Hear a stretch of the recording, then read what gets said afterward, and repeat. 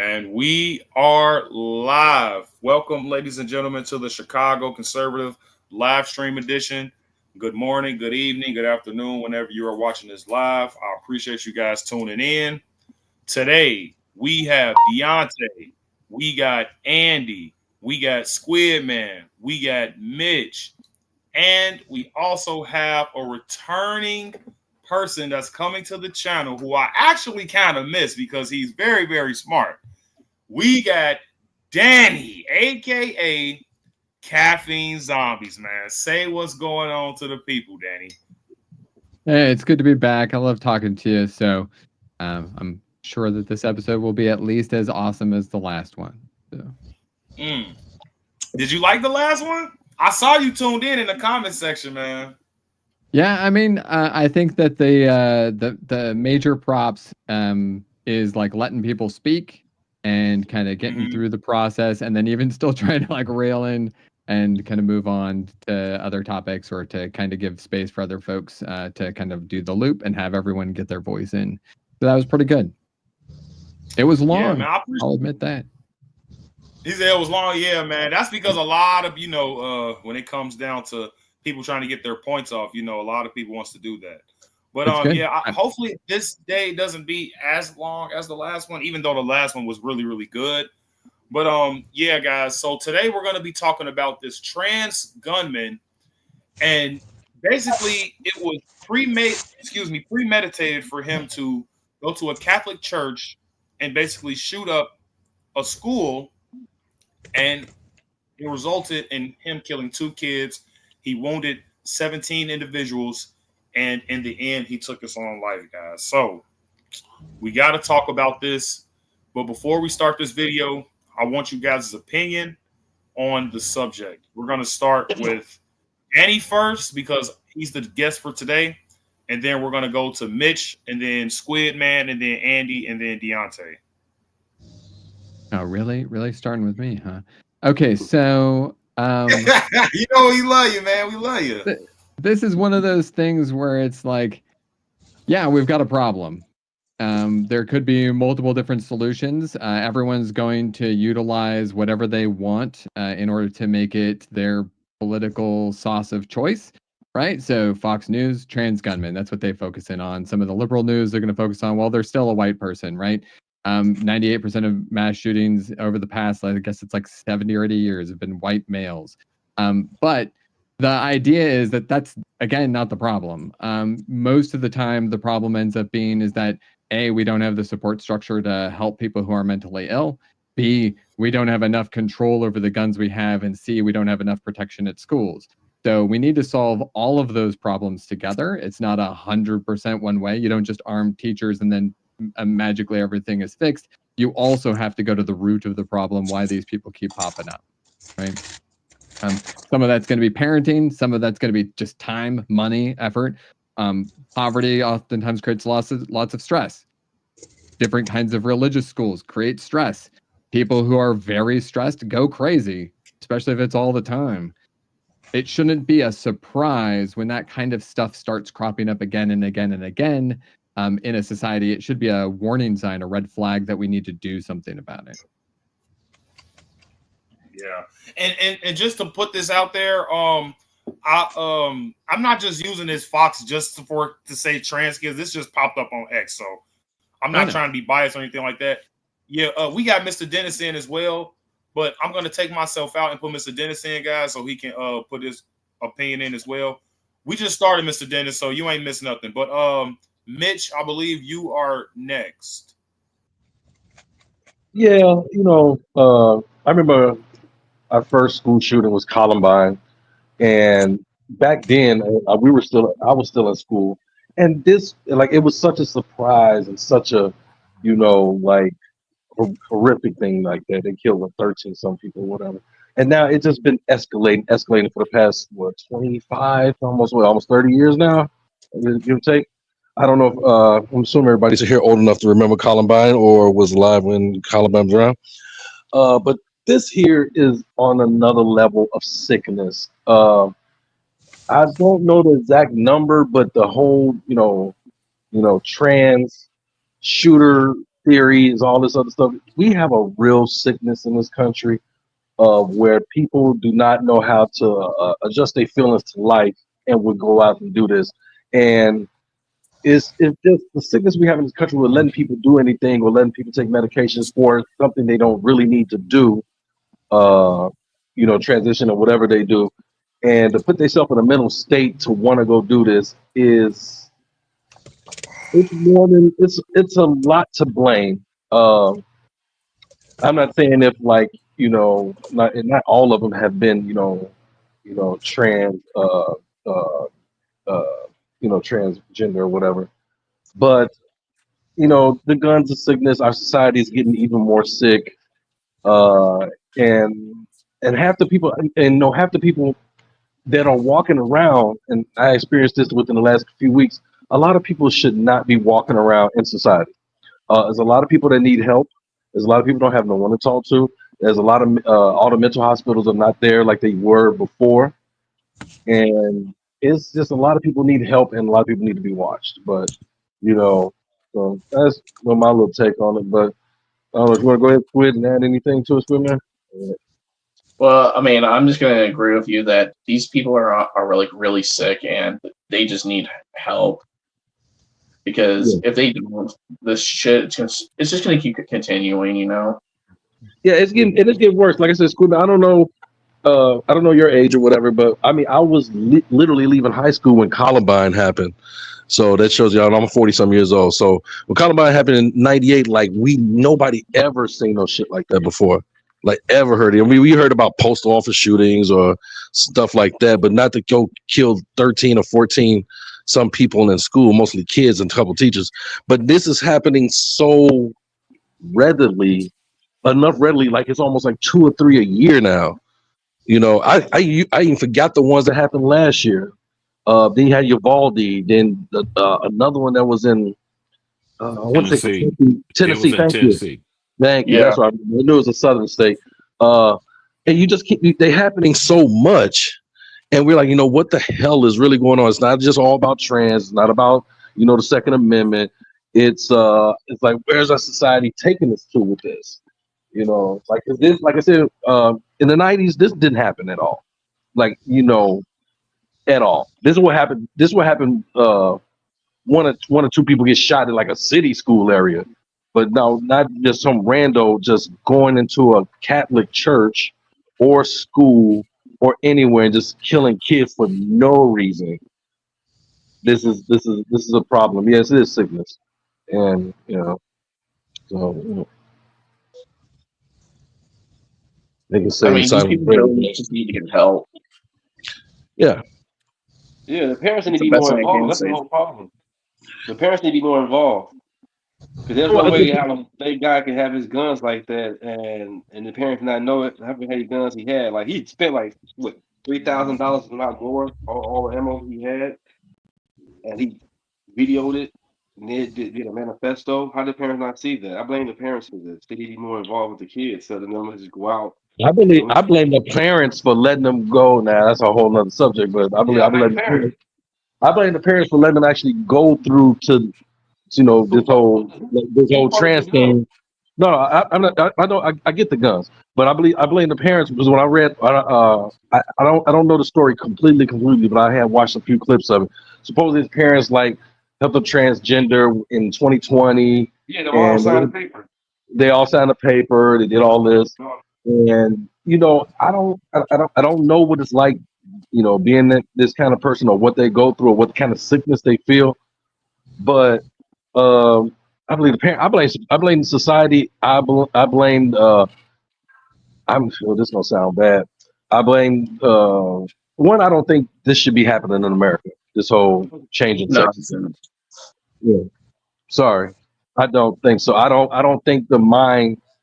I don't think the human mind is able to go through that fast and be able to comprehend life. And then you sit up here, you get so upset at what, and then you sit up here and do some stupid shit like this. And this is not the first one. Um, this is You gotta what like blame the social fifth one. media. You gotta blame social media too. Like these kids that they see TikTok, they do anything for likes and views, and that attention span is very short. So I believe that's the issue as well. Social media is the problem. Too much social media, and the parents not monitoring that. I believe it goes back to the parents. Everything starts at home. Social media. Everything does go back to the parents, but the parents are not the smartest people in the box, smartest people in the box either. So that's the problem. A lot of True. people always want to blame the parents, but the parents were kids once too. So Well, they, they don't mean they just as smart. Shit, well, no, the parents they, believe like Dwayne Wade believed in making his son transgender. Dwayne Wade, we grew up in him and he's Rob. beta. He's a beta. He let Gabriel take over the relationships and Yeah, him being the head. He letting her be the head. That's the yeah. problem. And so it's like our society is going into a circle of like this shit's cool, and nobody has done the science on it yet. People don't know what this shit's going to be like in 15 years. I mean, in 20, I say let's just say 20 years. All these people just get these surgeries or whatever the case. You don't know if it's a special medicine that help them Right. change their hormones and stuff. You don't know what the hell that's going to make them do. You know Like what the it is? science is Common not there sense. yet. Common sense got thrown away. That's what it is. Man Yeah. is a man, and woman is a woman. Common sense stuff. That's what happened. Wait, Dennis. But I mean, this If isn't the I'm reason for these school shootings. They've been happening since 1970. 2,331 is what I just looked up. So there's 2,331 school shootings that have happened since 1970, right, in the United States. But in There- 1970, how many was it by trans shooter? Good question. I mean, I guarantee you that if you looked into the data more, you wouldn't find a large frequency of trans individuals as mass shooters. Exactly. So That, this that is doesn't. just That means that mass this. shootings aren't caused by trans people. Oh, we know. That's not No, no, what no, we that's not know. what I'm Yeah, Yeah. getting at. yeah, What I'm we know. getting at, okay, there was mass shootings since 1970. Hmm. Granted. Okay, so what the so-called trans now see here's the parents are at fault, granted, but also the politician, LGBTQ, the liberals, they all, and even religion group has something Yeah, to do with this because they allowed this to happen. They indoctrinate, or I call it manipulate the kids because when they at the age of 5, they cannot defend themselves. So they've been convinced through the school system as well that the boys are girls, they are princess, you are going to be a beautiful queen. And they believe that psychotic stuff. When they get older, at the age of what, 12, 13, 14 on up, they like, oh crap, I got, my mind is all messed up. So all those people that you add on besides the parents play a big role into that too. Because when you at 4, 5, or 6 years old, you don't know what's going on, and you are totally defenseless to say no. I'm not a girl. I am a boy. So now here's another thing: the Democrats play a significant role into this madness 4 years ago under the Biden administration, and then Joe Biden and everybody else say trans has rights, raw offhand, and then here they are protesting trans. Don't touch my trans kids. Now listen to the word kids. These kids cannot defend themselves on that. They just go along with the flow, especially with you got some psychotic parents. Granted, they manipulate these kids to convince them to become trans boys or trans girls. But Right. isn't it very ironic that every school shooting caused by trans, then you have the Democratic politician defend the insanity, but they defend the trans action, but they don't. But they blame the guns. Again, not well, that's every a school good. shooting was caused by trans people. In fact, the At least vast about eight majority of of them. them are At least caused about Uh-oh. by eight. I didn't say non-trans people. I didn't say that. Well, at Don't Okay. no. I'm talking least about about this eight recently. recently. About eight of them. At least about eight recently. So, That so again, there's mass shootings in schools quite regularly since 1970, right? And they've increased since then. but The but vast but majority of them are white males who cause those mass shootings. No, White, not really. non-trans The individuals. last 4 to 5 years, it's been mixed culture that's Yeah, been doing mass sure, shooting, and all that's have been true. trans. At least about Yeah. 8 of them.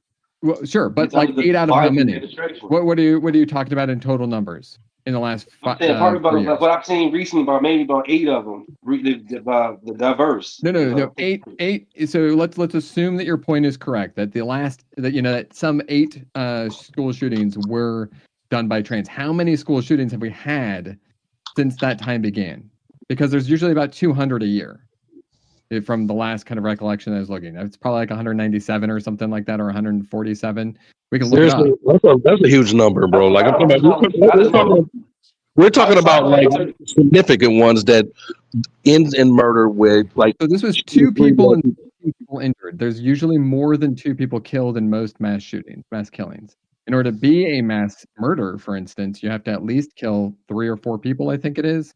Yeah. To be 5 at the most. 5 at the And most. if you look up gun violence archive, right, this isn't just school shootings. This is now any shooting. If you look up mass shootings, then you can't. It's hard to find a day where there isn't a mass shooting.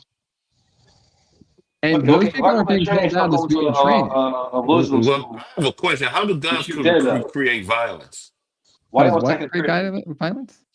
How do guns can create violence? I didn't. That's the website, gunviolence.org, gunviolencearchive.org. Now we get something. Guns don't do anything. They're just an item. Yeah, it's a tool. But you see how sure. they move. They're a tool for some people. Sometimes that tool is to kill people, right? No. It's a tool. Exactly, it's a tool. But we have to kind of caveat the tool. Like a sponge is very difficult to kill people with, but a gun is very easy to kill people with. But they're tools. Anything is easy to kill people with. Yeah, but it's really hard to kill 4 people with a sponge, right? No, yeah. Well, it's easy to if we kill can't somebody with a agree that it's sponge. harder to kill people with sponges than somebody with with a guns, sponge. we're not having a conversation reality. Like that's a bizarre scenario to be in. I'm not anti-gun. I actually stand up and say the Second Amendment is one of those amendments that if you want overturned, you've got to get the states involved. So I'm not against your side of saying like guns should be illegal. I've shot guns. I used to do training. I was in Boy Scouts. I did shooting for target practice, stuff like that. I don't hunt or anything like that because I live in a city. But this is the thing, is that like we have to be able to at least agree that they are different scales of tools. Yeah, they right? are. We can do that. Guns are probably guns and then higher. I would say like grenades and rockets and missiles and things are higher than guns. But guns and higher all are significantly easier to kill people with. That's in fact why they were invented than non-guns. It's way easier to kill lots of people with a gun than it is to kill with a bow and arrow or with a hatchet. Even though you can do it, doesn't make them the same. Right? So we can agree there. Yeah, I'm with you. Yeah, I agree with you cool. on that. The second point would be mass shootings. Mass shootings, not just school shootings, but mass shootings.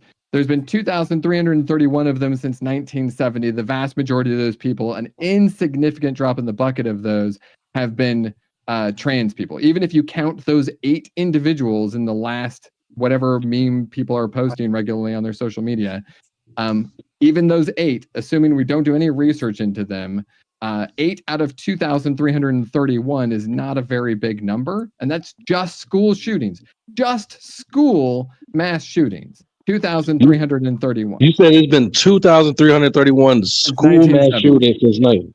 That's 2,000 of them. 2,331. Yes. I don't. Yeah, you can pull it up. You got all these metal detectors. Look at all these metal detectors. I think I understand what he's saying. I think I understand what he's saying, because most of these school shootings are in the media.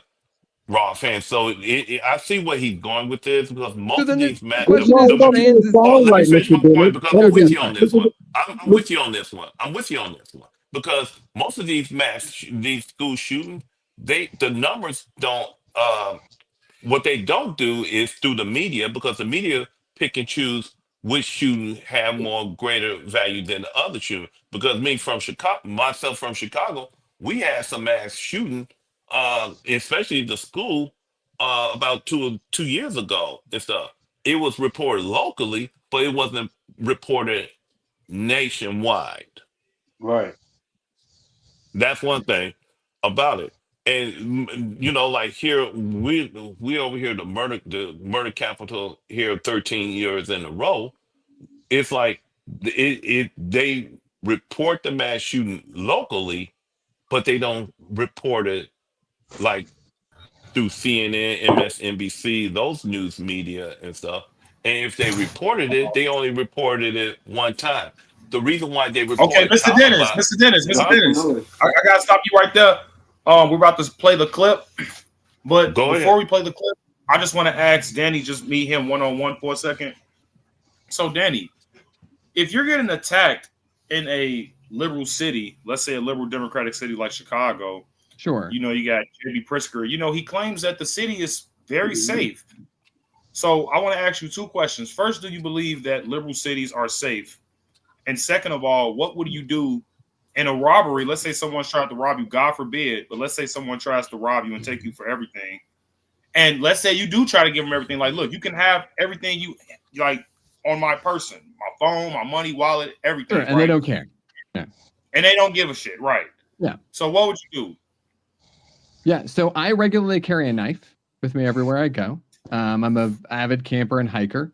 I've also done a lot of studying where, hey, knives are actually a lot easier to draw and use effectively than a gun.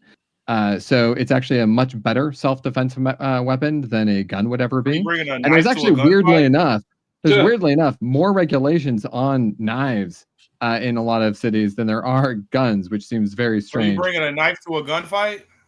Yeah, because it's actually better. If you look up the Philippines law enforcement, they actually teach their people to use their knives to charge at a certain distance. Let me ask you again. You're bringing a knife. If a person has a gun and they have, like, you can create whatever hypothetical situation you want. If a person already has drawn their weapon, they're ready to use it against you.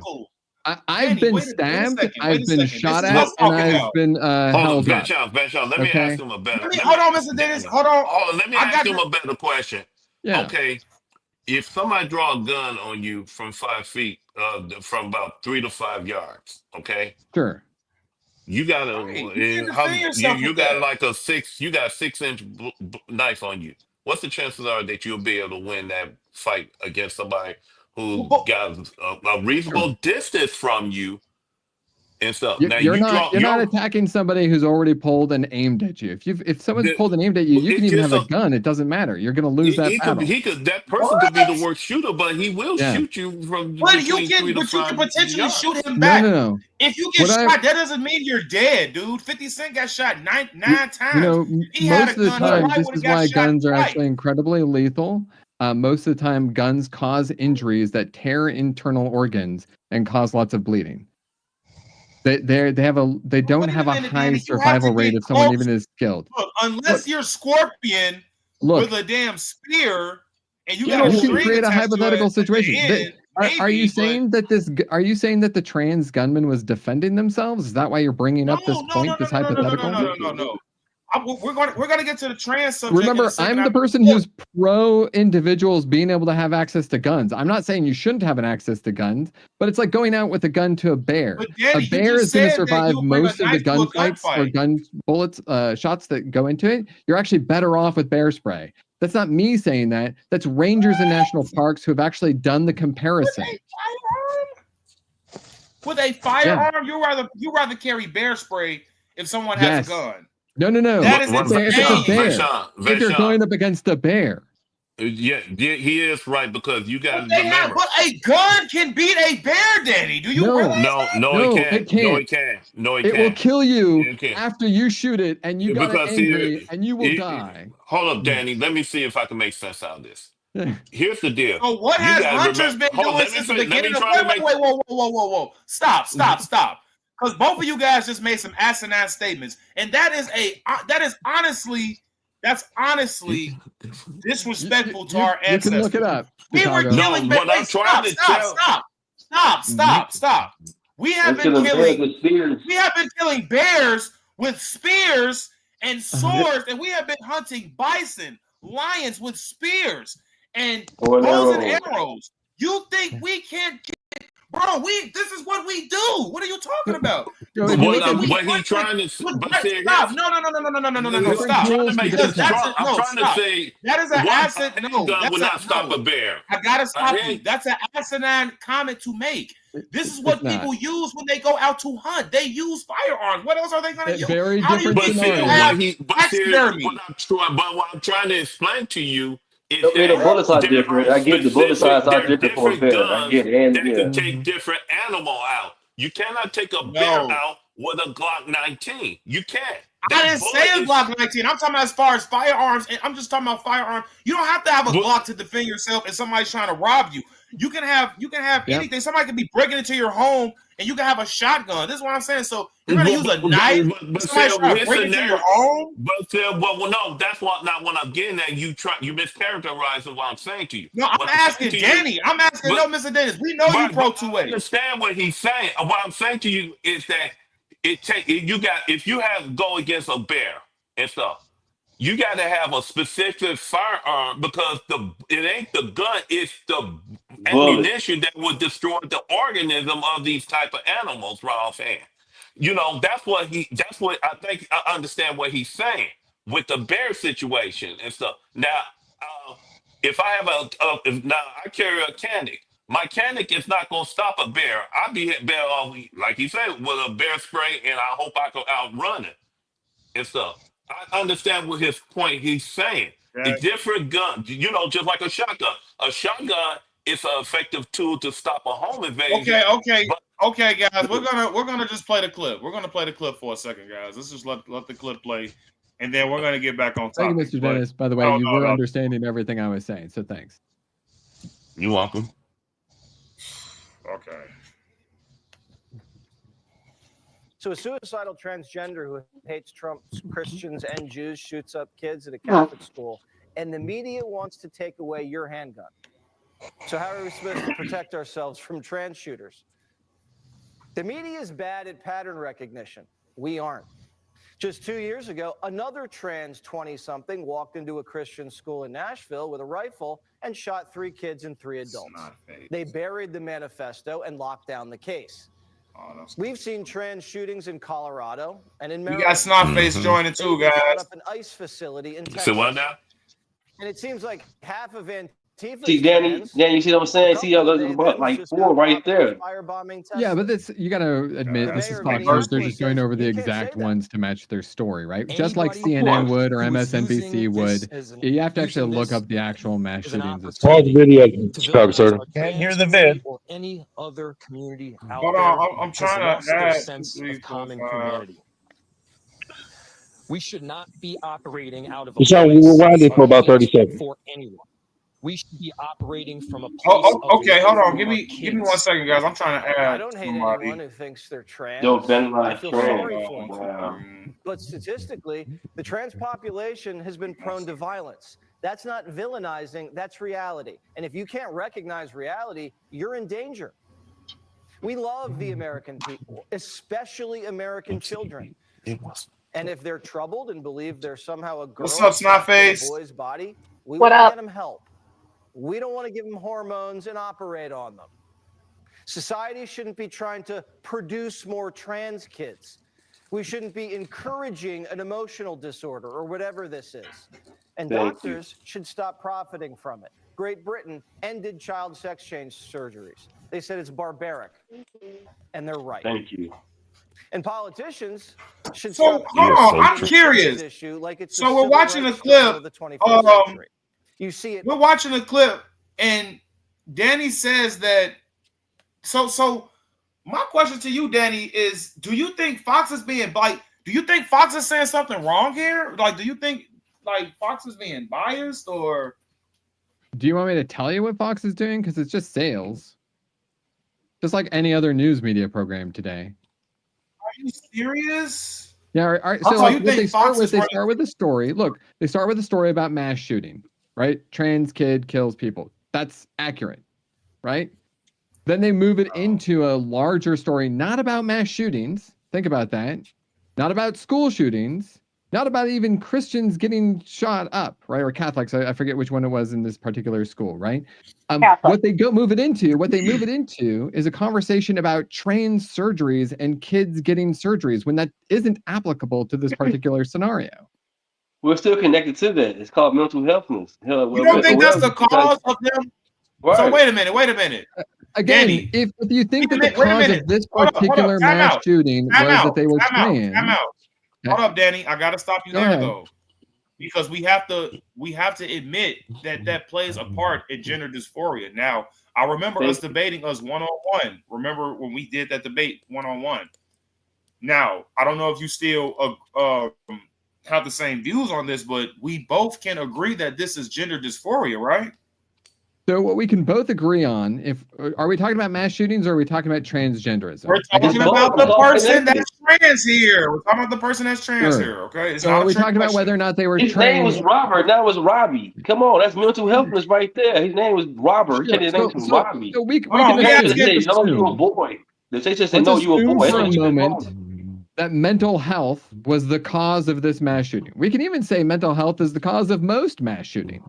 Then shouldn't we really be talking about mental health? Not trans. Trans affects an infinitely small I'm not saying it's right or percentage wrong. Listen, of the world you're not going to population. get an argument. You're not going to get an argument from me saying that, they're trans. Oh, they were straight. It doesn't really matter who committed the school shooting. You're not going to get an argument from me from that. I agree with you when it comes to that. But my point is, when it comes to later times, this has been the cause of mass school shootings, man. And we have to agree that. Sure, but so is poverty. Well, I don't even know. Like I said, you didn't even answer the question though. So, is this gender dysphoria that this man is going through right now? I don't know. So, can I interject?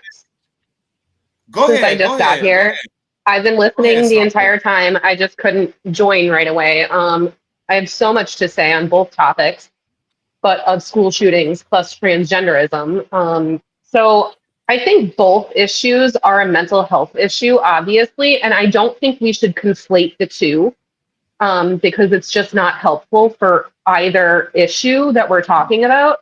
But when it comes to transgenderism, which I don't actually believe in, I believe in the term transsexual, and there are actual transsexuals out there like Blair White and Buck Angel who actually do things about it and aren't just claiming that they're another gender without taking any steps forward to actually change their outward appearance to how they present themselves to the world. Because let's be real, that's what transgenderism is. These people claiming that they have like, I'm both, I'm whatever it is, non-binary. That's not true. And that's where we get into this whole it's a mental health disorder, because then you're taking actual real language that we have all grown up with, that we all know to be true since the beginning of time, men and women. Now people can't even define what a man or a woman is anymore. And that's crazy to me. And the fact that this is being pushed in schools and it's now being taught in schools to, if a child is just questioning how they were born, we're just going to automatically affirm them. No, that would be affirming a mental health disorder. That would be affirming that, no, you weren't born correctly. You were obviously born and there was something wrong with you. And now you need to change yourself. That's insane to me.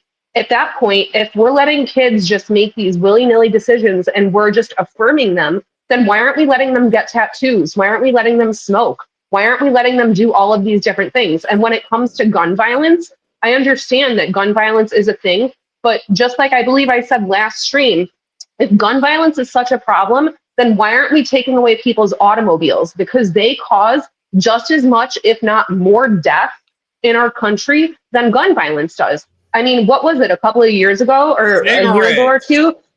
The guy in, also that, but like the guy who. That's actually a great point. Hold on, he used his car. That's a great point. What's the number one? But what about the guy? What about the guy in New Orleans? But that's my thing. What about the guy in New Orleans a couple of years ago who drove his car through Mardi Gras and killed a bunch of people? So are we now going to outlaw cars? Are we going to outlaw all of these things because they could possibly lead to a fatality if someone decides to use them irresponsibly? That's crazy to me. That makes zero sense. So sorry, I have a lot more to say, but I wanted to get that out. Yeah, I think eliminating sugar and cigarettes would save this country more than guns. Probably. Man. And no abortion. Yeah, man. Yeah. Sorry, that as like I well. said, I was listening for a half hour, so I had like a lot to say that I was just like, all right, don't forget anything you want to say. But no, please continue talking. Yeah. Really quickly on the automobile Yeah, I just point, wanted Danny's. This is a note. Oh, go ahead. No, Danny, go ahead. I was just going to say on the automobiles point, we actually do take away people's automobiles. And we actually do regulate them, and we also require people to do certain things with them, like drive certain speeds. I'm not saying So like why are we ban illegal vehicles migrants? So why? everywhere. But So if that was the case, then why is people getting free CDLs like this this Indian guy that did a legal U-turn in California thanks to Gavin Newsom? Great point. Why is I don't that know not- anything about that story, but if anyone is giving away any free commercial driver's licenses, as a person who has worked in the commercial space with commercial The whole drivers, family died. How did you not hear about that? Right.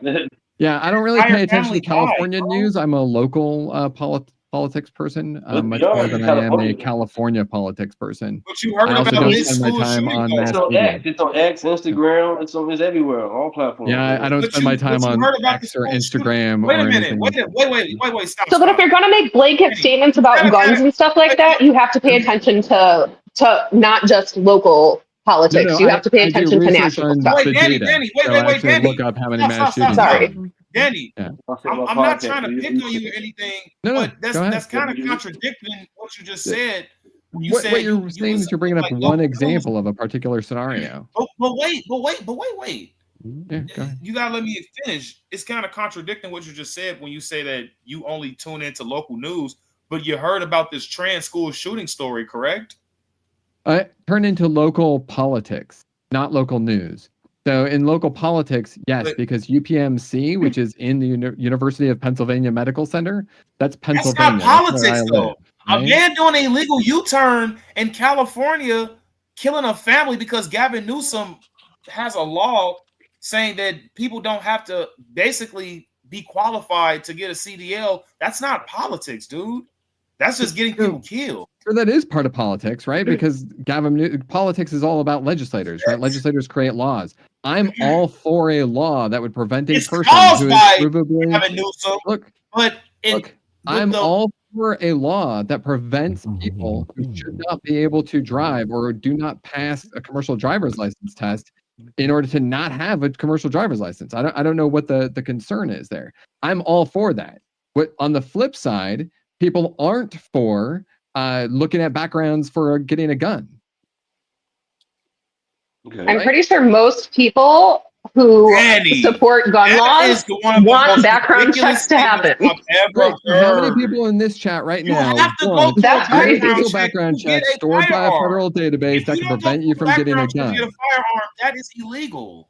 That's me. People who want to get guns illegally are going to get them. Background checks. I would love this if this is the case. Is everyone else for universal national background checks?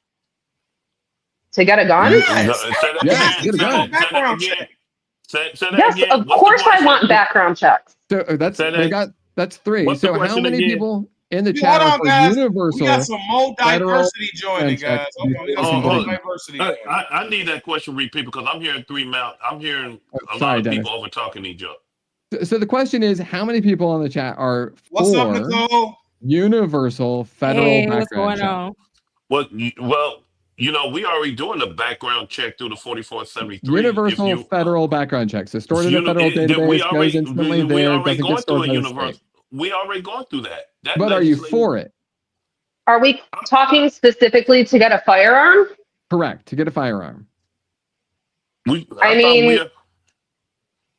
not against it. I'm not for a universal because because if you could lie on that universal background check, it happened before.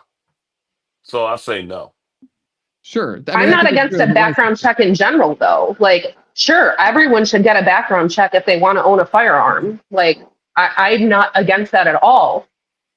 Because I don't want people who shouldn't have them to not have them. Yeah. Yeah, but I say you got to. They do have. We go through it once you purchase a firearm because it's required by federal law for through a 4473. No, So I that know. I'm background, married to someone in the military. I have right, several guns in my house. right. Like, So I'm we're on very, the same page. But yeah. people will lie on that universal background check, or the feds will mess up by checking that universal background application. But I feel like we can't make decisions off of those outliers where the feds might mess up or somebody might lie, because I feel like a majority of the time it would work out. That's like the same argument as nobody can drive anymore because some people drive irresponsibly and drink under, you know what I mean? They drive under the influence. So therefore, everybody is no longer allowed to drive. I feel like that's the same type of like argument line that we're going down there. So I don't know that I necessarily agree with that.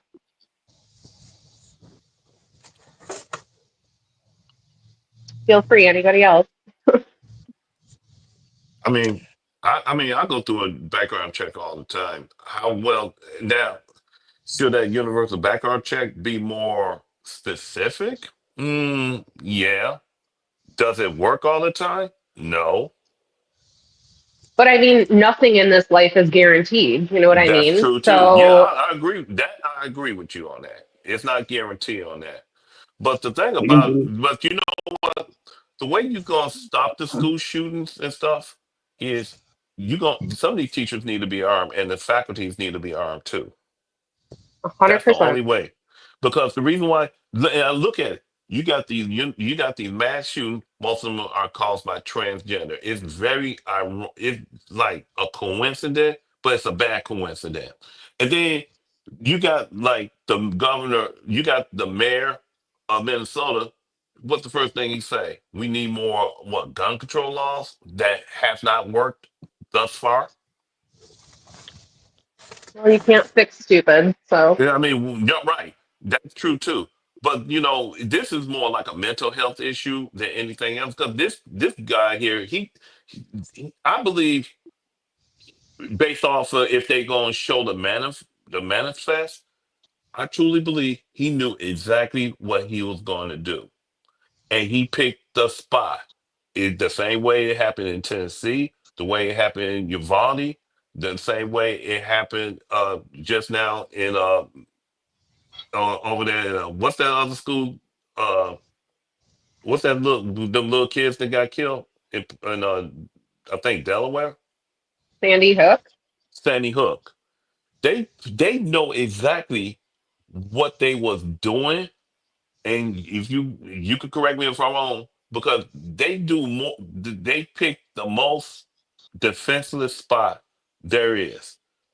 Schools, whether it's pre elementary, middle, high school, even college, because they put these silly ass gun restrictions on these gun free zones on every school ground.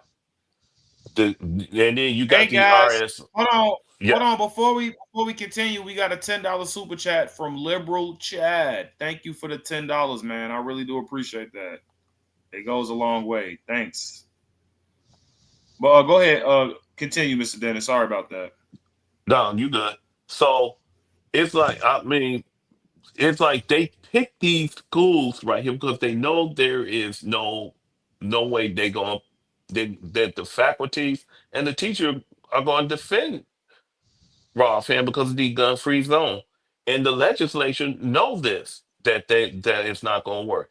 Just like the gun control. Vashon, you and I be talking about this every other day about how the gun free zone and the gun control is not working. But the Democrats, especially what happened in Minnesota, they wait. It's like they waiting for every mass shooting so they can say, "Well, we need to ban more of these weapons of mass destruction." Some say that. Some would say we need to ban these um automatic weapon guns commit violence. I believe that every school facility need to be trained with these firearms so they could neutralize these mass shooter, whether or not if they train, it need to be neutralized.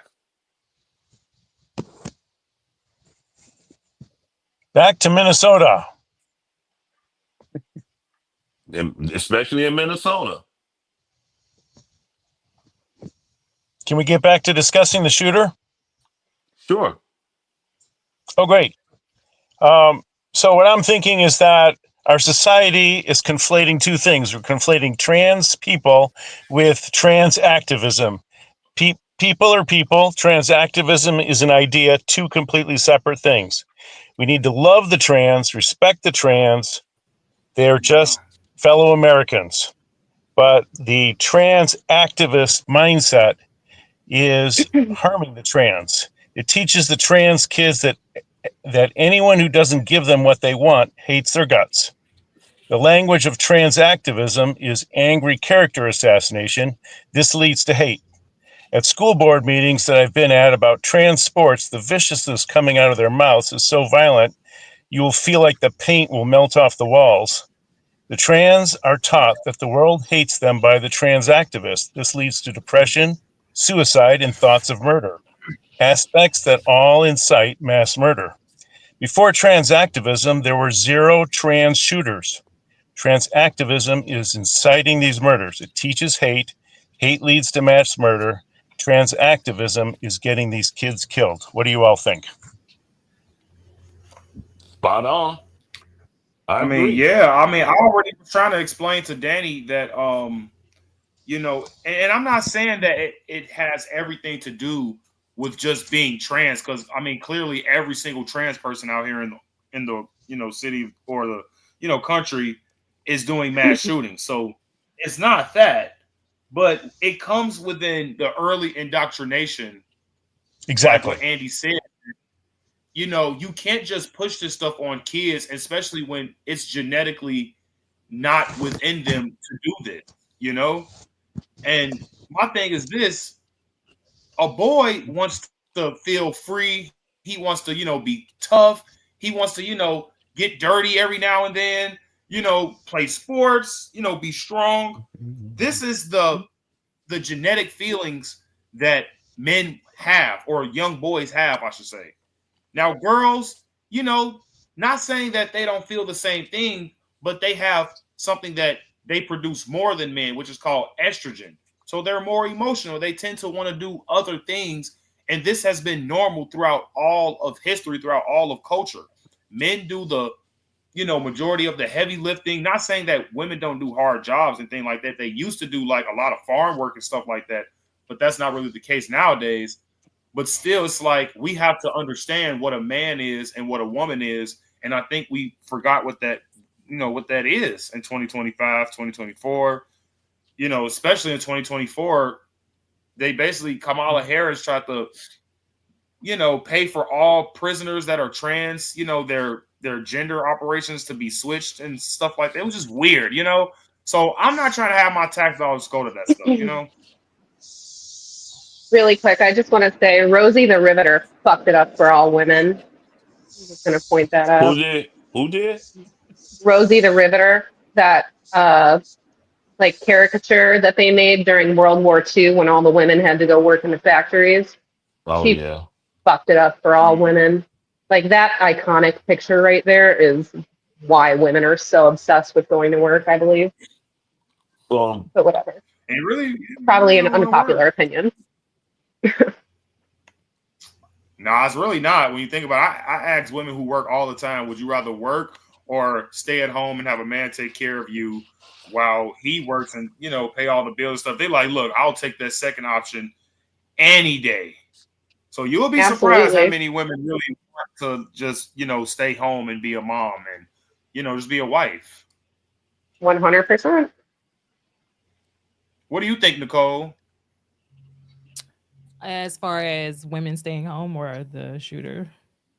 The shooter, yeah. Or well, you can comment on that too, but we're talking about like Oh, specifically the shooter. Do you think him being trans played a part in him committing this heinous act? I definitely think over time we've seen more of the trans shooters coming up, and I just think that, I mean, most of them are biological men from what I'm seeing, if I'm not mistaken. Correct? yeah. Okay. And so then when we look at the long arc of mass shootings, most of those shooters are biological men. So like I'm confused why we're confused. Like they're still biological men. Like you just got through saying men want to be tough, they want to get dirty, they want to be aggressive. I'm sorry. I thought you were saying something. No, I think Danny would disagree with that because he. No, I was saying I think Danny would disagree with that because I mean he believes that the trans thing doesn't really matter because it's been happening since 1970s, right, Danny? So what I would say is that the Which is a fact. I mean, arc, I'm not gonna argue with a fact if it's a fact, Yeah. So my point is that since mass shootings, and in schools in particular, because that's the 1970s data, right? Mass shootings have been happening longer than that. But mass shootings in schools, 1970. Since those have been primarily white males, and they've also been primarily happening regardless of whether or not someone was trans, I think we're focusing on, when we talk about mental health issues, that's a good focus, right? But it doesn't really seem to get a lot of good return on investment to focus in on trans being part of the topic. Let's talk about white males for a second. This okay. guy was telling the world, view me as a woman. I am a woman. Mm-hmm. And then he goes out and does something that white males do, which means that when a trans person says, when a male says, I am a woman, view me this way, here's some evidence that that's not always true. That's a good point. Sure. I mean, yeah, like women aren't mass shooting like men have been. So again, like I don't know. I think we've allowed this whole LGBTQ thing like to warp our own brains, even though we think we've got a grasp on it. Like we're still like having this conversation right now, trying to chop up men, and it's like you just said it, Bashan. Men want to go do aggressive things, and then you throw on top of that the entitlement of a child or an agenda that a parent has thrown on a child to partake in taking these drugs and further exacerbate a mental health condition, which it used to be deemed so until the 1970s. And then now we want to pretend, oh no, they're not crazy. And then you look at how the last since COVID, definitely, we've been pushing drugs, surgery. You can do no wrong. Everybody's going to accommodate you onto these people. And then you already have this inherent cis male, white male aggression and guns. And then you add drugs to it. I don't know why we're confused. I'm confused right now because what's a cis man? What is a cis man? Why do you say the word cis? I mean, maybe because I'm old. I know I'm old, but these words here are killing me. I was just trying to make sure. We keep changing words around. Just keep it simple, man and woman, boy and girl. That's the problem right there. We keep on catering to these bogus words. Just keep it simple, common sense. I just had to clarify for those. Yeah. Cis means anyone who's not trans. Well, what is a cis? That's all I want to know. Cis is anyone who's not trans. That makes no sense. Why don't you just say normal people then? Thank you. It's easy to get confused when they change the language on you all the time. Exactly. I am not cis. I'm normal. That's all. Thank you. All these words here are killed. Like a what they call a pan-gender or whatever it is. It has to do with pan something. Pansexual. Pansexual, yeah. I don't even know what that means. It means you're a super freak. That's what Rick James would have called it. Horny. Let's be nice. You see how the age could catch up to the human mind? So, using Dennis's language, right? Transgender student right yeah, the thank guy. you. Thank you. If his parents had told him, Robert, your name, you are Robert, not Robbie, they would have stopped that right in and there. But they agreed to change his name. And that right there, you know what I'm saying? Once again, start with the parents, is why would you help him change his name? You should have told Mr. Parent, no, you are a boy. You are a boy, soon to be a man. That's it. Ain't no changing it. Point blank, period. But the mom, I think the mom signed the paperwork for him to change his name. The dad should have I feel like also part of the problem now is that parents don't want to parent their kids anymore, and they want to be their friends. So if you tell something that your kid doesn't like they don't want to tell their kid something they're not going to like. So they let the schools raise these children, and the schools, which are largely just like held by the Democratic libs, Yeah. are then pumping this information into kids and filling them with a bunch of nonsense. Like, I'm sorry, biology is biology, and we're not going to change it. Right. Remember that had I seen that Snoop Dogg situation when Snoop Dogg grandson asked him about the Oh whole yeah, Buzz Lightyear situation? That oh right there, yeah. like why is Disney pushing this into like kids? Like a girl going to Disney World should not go to a Disney princess store, and a grown man with a beard wearing a skirt and all that, bringing her to the dressing room while having her trying to dress. That makes no sense. Why can't it be a woman there? Why has it be a man with a beard taking your daughter to see Disney World and all that, buy her a It's dress as a princess? insane and disgusting. And then we can get into the whole Lily Tino debate, but that's neither here nor there. Oh. So I guess I'm confused again. Are we talking about trans issues or are we talking about gun violence in schools? Because if we're I think talking we were about gun talking about violence in both. schools, Hold on, let me if we're talking about just gun violence in schools, no. We're talking. normal The people, to use conversation Dennis's is language, are the number one cause of mass shootings in schools. Can we no. can we So just wouldn't we put want to look men for on a that? Because solution that fixes normal y'all people? keep throwing women into y'all stats, and that's my problem with the trans Normal shooting men. issue is that if they're Women identifying go. themselves Whoa, as whoa, whoa, women, whoa, whoa! Women do school shooters too. They're just trans I- as well. They're transgendering from women to men. It's the same thing. what they're better identifying as their character than the opposite. But they're still trans though, Nicole. They're just My transitioning to point the other is gender. women you can't have it both ways. Women That's a good point. traditionally are not the ones going out doing mass shootings. Statistically, we're not in that number. All I'm saying is when they go out there and they say this female did this crime, and then we look at the picture and we're like, hold on one second, that is a trans woman. Now those statistics are inflating women's statistics. So like to say overall that it's I not a see what you're male saying. Because if problem it is is a what I'm trans saying. woman, they don't say a man did this, but it's actually a woman. I see what you Yeah, mean. mainstream media throws Yeah. it into women's Yeah, statistics. I see what you Yeah. mean. So I all wonder then, the data uses male versus female. let me just posit a question. I wonder then how many trans men shooters, so biological females, are on One. testosterone when they do these things. How many Good of point. them One. are pumping It was testosterone one. into their bodies? It was one. It was only Just one, and curious. it was only one, and that was in Tennessee. So was she pumping testosterone into her body? Could that be a cause No. to the aggression? Uh, the only thing I can tell you is it was only one transgender male who did this mass shooting. That was in Tennessee. That was it. Anybody else? It was number trans women who disguised who meant you Very know. interesting. I mean, you see how confused this is and stuff because Right. Poor I don't Dennis. know who they are no more. I just call them a question mark. It's just Facts. a big Okay, question guys. mark. That's all they Well, we are. gotta move on. So we gotta move on to the next topic. I know talking about this topic was very, very controversial, so we have to talk about this. But let's move on to the next topic.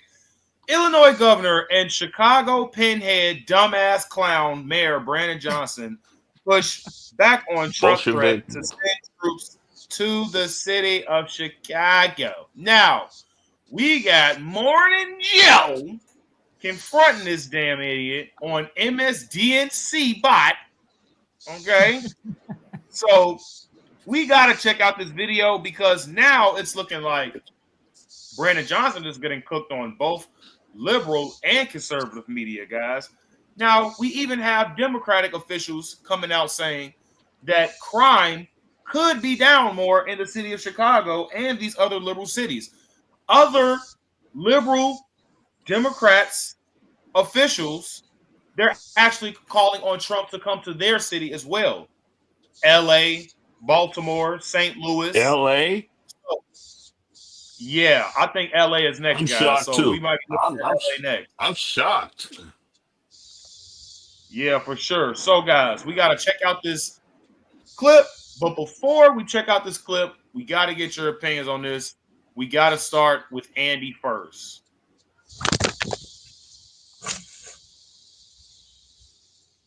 Go ahead, Andy. Oh, I speak about this. Um, Yeah. Go ahead. You go ahead and go first. well, one thing is that I don't know if you all know, but during the time of Trump bringing the National Guard into Washington, D.C., for the first couple of weeks, there was zero murders, and there's usually about 4 a week on average, and they're quite often black people. So this action taken by Trump is, saved 8 lives. And Yeah. we're here in Chicago. It's like I've called 911 while I'm being threatened, and no cops come several times. There's 2,000 cops less than there were just a few years ago. We need the help here, and so I'm in favor of it. Bring in those federal police along with the National Guard to show them how to be cops, and we could all live safer lives. All right. Yeah, that's a good point, man. Yeah, because there has been zero Yeah. homicides since Trump has deployed the National Guard in Washington D.C., which is a blessing. A lot of people are just walking around. They're admiring the monument, the Washington, the Washington D.C. buildings and things like that. Just beautiful sight that people just couldn't do because the crime was just so bad there. So, what do you think, Mr. Dennis? I think that well, we had this talk once before this past week, Fashion. And the thing about when Trump brought in and federalized the police and stuff, the liberals was up at arm raising hell about this and stuff. And you had Mm, people like Al Sharpton, you had Roland Martin, and probably D.L. Hughley over here saying that they targeting black people. But who's committing the crimes? See, they don't right. get into that. They don't get into who commit the crime. They just want blacks to be more victims. Wrong thing. I'm not. Mm, Well, let me correct myself. Criminals to be victims. Wrong hand. But the true victims are the one who laying down in the cemetery, in the hospital. Look what happened in Chicago and stuff. mm, When Trump said he gonna bring the guards and everybody else in, Brandon Johnson is that arm. They even tried to do a segment. I call it a skit when baby back Prisker over here right. said when he was over there on Factual. that boat. I'm surprised the boat didn't tip over into the river and then to something then flood Chicago. And then he's talking about look how safe Chicago is. What he did was he moved all the citizens away. His detail did, and then make sure it stayed quiet and say, look how safe Chicago is. But Brandon Johnson, he got 150 details on him. It's easy to say it's safe here in Chicago. You know why? Because he's safe. We're not. Yeah, man. I mean, it's Absolutely. And then crook. it's like you Yeah. said, JD Pritzker, Brad Johnson, they live in these gated communities, man. And let's be Hmm. honest, guys, JB is strapped. He is strapped like a mob boss. Okay, guys. So we're not about to sit up here and act like these people Oh, don't have guns in their home. You let know? me. I'm gonna like to add one more thing to it. To them, it's a business for the Democrats. Democrats want crime to happen. Democrats love crime to happen. Democrats make money off of crime, especially these doofus, especially the one who don't know nothing about it. If you look what happened after the pandemic and stuff, smash and grab. You got a lot of shooting going on the south and west side. LA, the same thing. But when you have somebody like Trump who want to clean it up, everybody over here is saying we don't need a National Guard because they are military police. They're going to do something to us. I was a guardsman. I retired as a guardsman. I know some people who still in the National Guards. We do crowd control. That's what the guards do. We control Right. the crowds. Number one. Number two, the guards do be armed because you got these criminals, they armed with these little switches and all that other stuff. So yes, Yeah, it's bad.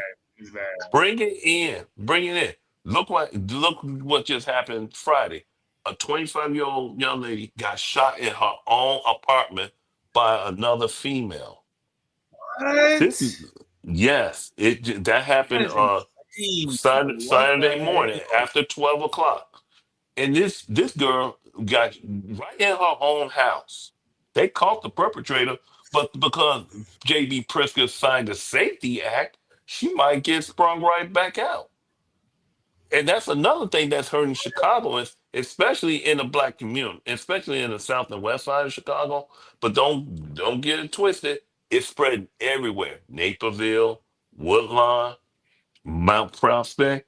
Crimes are spreading everywhere. It used to be 30, 40, close to 50 years ago, it used to be isolated because it was in the projects area.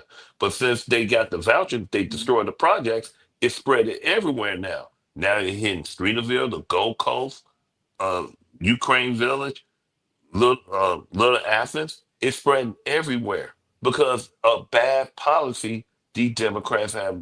It's like we gonna set the criminals free. We just gonna let them do what they want to do. And then when it happened, they go try to uh, masquerade as saying it's a tragedy. When I have not seen Brandon Johnson condone these victims of these these criminal act. He had not condoned not one. He never came to one.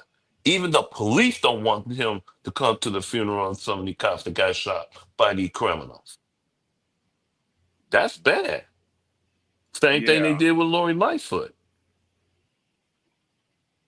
Brandon Johnson twin. Okay, guys. I actually think that I actually just did something. So now I think I can add everybody now, guys, because I think I just I'm not in the beta version anymore. So we can add everybody now. I think we can add up to 10 people. Thank you. Thank you. Thank you. Now everybody can, oh, we got Jared in the building too. What? Let's Jared? go. Hey, what's going on, guys?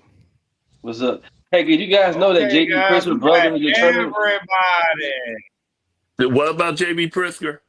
His brother, I think his brother name is James. He's a billionaire too. He's a transgender. He's a trans as well.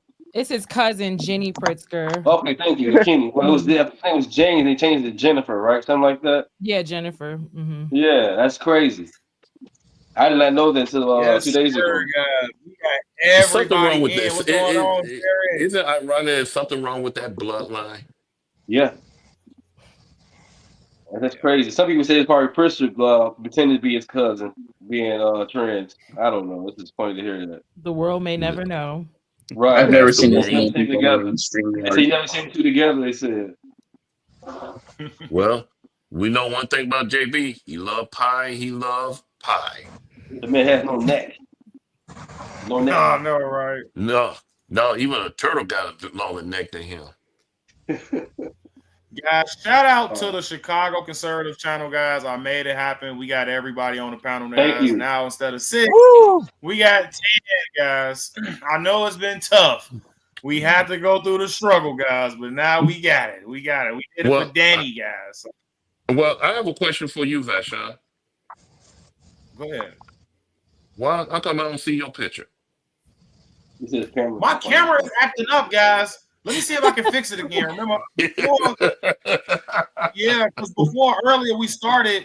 Remember, guys, I think it was Danny and the original 6 was in here.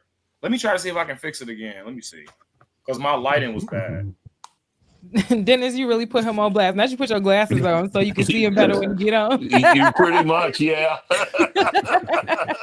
Yeah.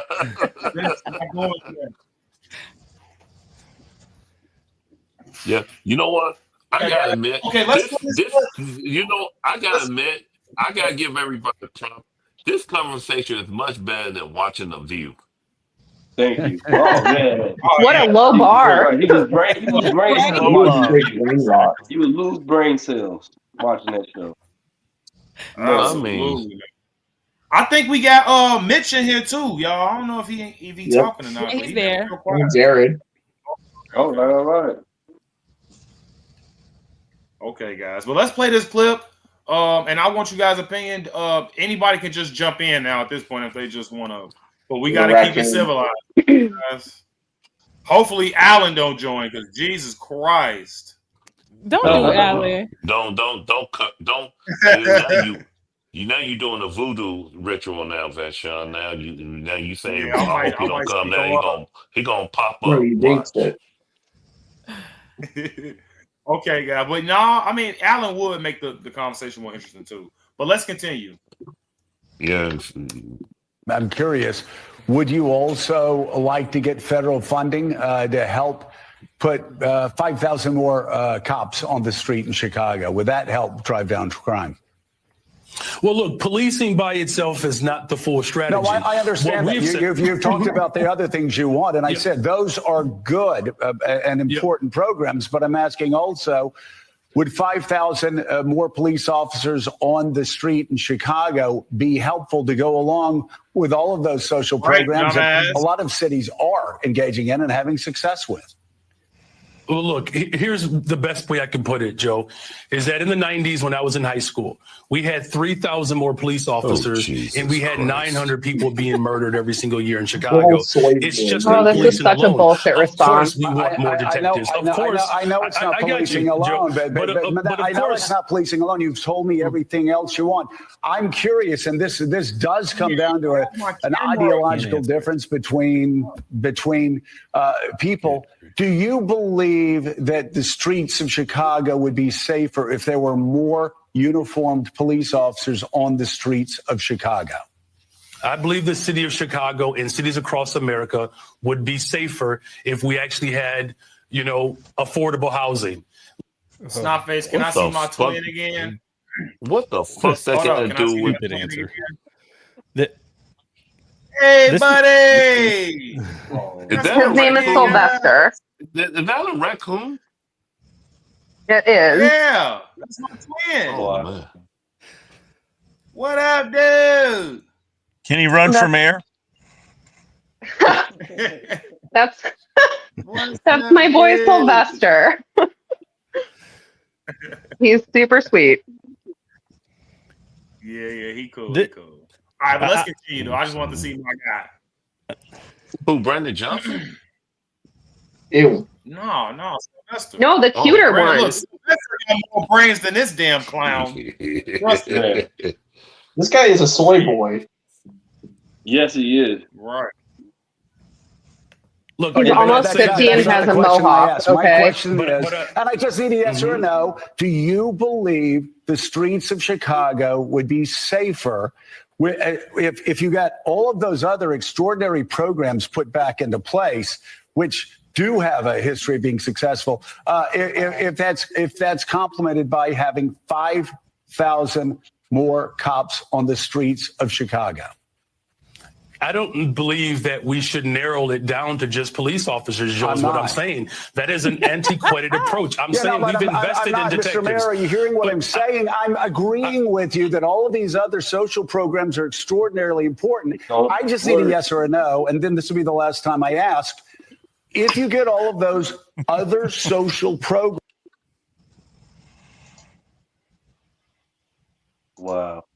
You won't. He doesn't want to agree with it because Trump wants to send them here. Like, I'm sorry, that's it. He just doesn't want to agree with it because Trump is doing it. That's right. It's more about being against Trump than it is for a policy that's actually going to help him. The reason why he's saying you see how he deflect the question and stuff about more affordable housing and stuff. That affordable housing is going to be for the illegals. Everything he wants. That's all it is to it. Less cops, more illegal immigrants in the city of Chicago. Less cops, more crime that happened in the city of Chicago. So I don't blame Trump for not sending the Pritzker and Brandon Johnson the federal funding because he gonna misuse it. Now he want $800 million because affordable housing investment. He investing more for the illegals. He ain't investing for nobody that's paying their taxes and some of these dumbasses that voted for this clown in the office. Wait, Mr. Dennis, didn't you hear that apparently illegals are paying taxes? Yeah, didn't you hear that? Is that a trick question you just threw on me? Yes, it was totally me being sarcastic That was because a that's trick question. it's everyone's it's all the libs' favorite talking point is no, they are paying taxes, and I'm like, please explain that to me. Yeah, Someone explain it. So they you know are what? in sales tax and other taxes, but And income they tax. are a net negative. So if it's $60 billion in taxes that they're paying a year, I think that's the number. The expenditure to the American people is, I think, somewhere around 160 billion. So it's a net negative, but they just take the part that is true. It's like saying something Hold on, that's can you true guys finally see me? to support a false. Yeah, we can see it Yeah. now. Yeah, we can see you. Yeah. Finally. But I have to say, Oh, Dennis, you God. should have sounded more excited than that. You were just all for it a second ago. But my thing is this with Brandon Johnson is when it comes to the Austin community, he knows Austin community is the baddest community there is on the west side, and he knows they need policing over there.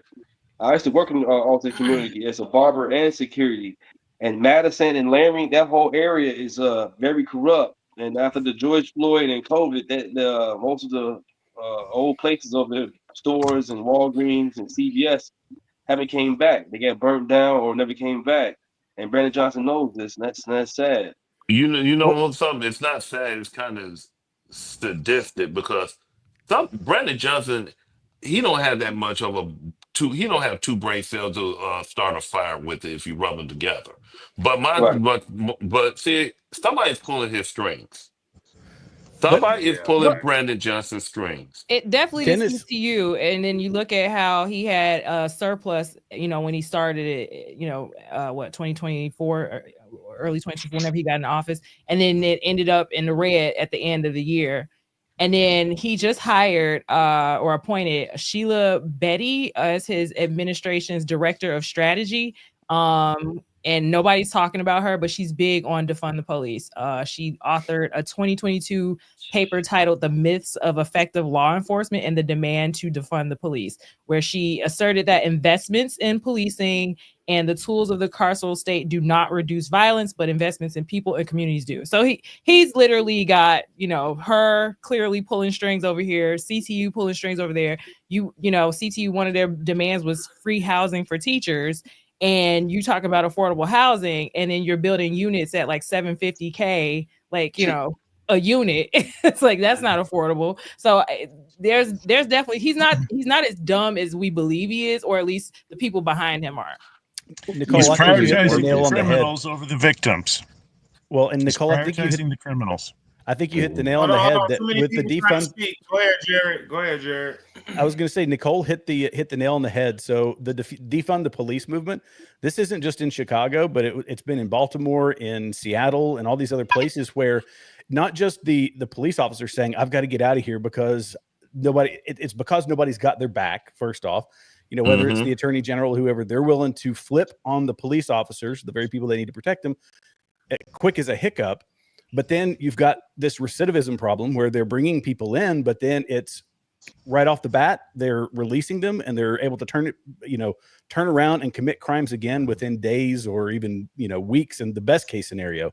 So it's a whole system that's stacked against him. And he said it in his video that we had 900 more police officers, and it was 900 fewer police officers, I think he said. I think he said 900 murders. Are you talking about Brandon Yeah, Johnson? they had more police, higher crime. Right, more police, higher crime. But when you've got this recidivism problem, this is the self-licking ice cream cone of a crime problem, which is, when criminals go away, you keep them away. You don't. There shouldn't be this. Oh yeah, I don't think release you guys program met. of criminals. Jared, Danny, Jared. Hey, Danny, how you doing, man? Hey, doing well. I think he was though talking about in the 90s, which would be probably coinciding with the crime bill, right? Yeah, they went to police 100,000 people from the Clinton era, and that increased the likelihood that not only Black people would go to prison longer, but also it increased the amount of time people went to prison and didn't lower effective crime rates. Except crime went down right after that. Yeah, I'm only speaking about crime started George to Floyd go down in post George 1994, but the crime bill didn't necessarily wasn't the cause, right? Because it happened in 94 where the crime started to already How do you decrease. know, since it went down right after the crime bill? Well, it coincided with the crime bill. The crime bill's effects weren't seen immediately upon its creation.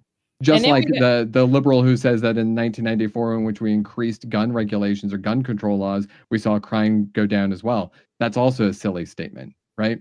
It's wrong because they don't they're not effective. They're not actually doing anything or preventing people from being on the streets immediately. If they're in jail, they can't commit a crime. I know what you're saying, but it's not like the crime bill passed and then all of a sudden a bunch of people went to jail. It was over a period of time. So when people look back at the 1994 crime bills, they look at it as it was ineffective. And that's actually one of the longest talking points from the Republican side against Clinton and the 1994 crime bill. But the system, it's the way this is whole operating now is an anomaly. It's different from what it used to be, because it used to be, it was the hard on crime thing. Now it's this, almost like I say, I call it a self-licking ice cream cone, but it's the best analogy I could think of, that you're arresting someone, you don't have attorney generals, or you don't have, anybody who's actually trying to keep these people in prison or to prosecute them properly. Instead, they've turned around and said, we got to get them back out of here as fast as possible. Whether, reasoning behind that is somebody else might be able to explain that to me, other than trying to, meet some sort of social justice end. But I mean, that's an obvious problem. And the fall in police officer numbers has been happening since 2020 in a lot of mostly Democrat cities.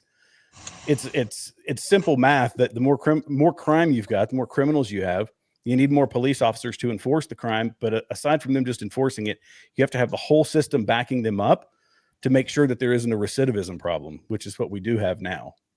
The mindset is they're trying to protect black people by letting people out of jail, but the people they're letting out of jail are going out and killing black people. So it's really just a extremely poor policy that needs to stop.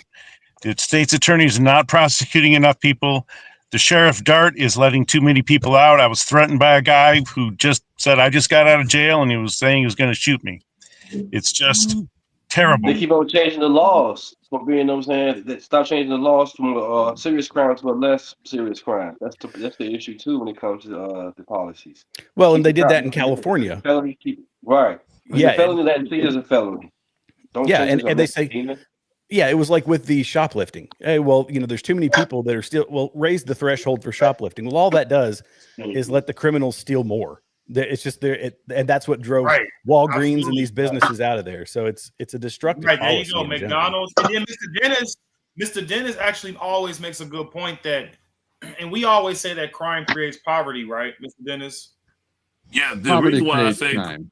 No, crime creates poverty because I'm gonna explain to you why. That's what I just said.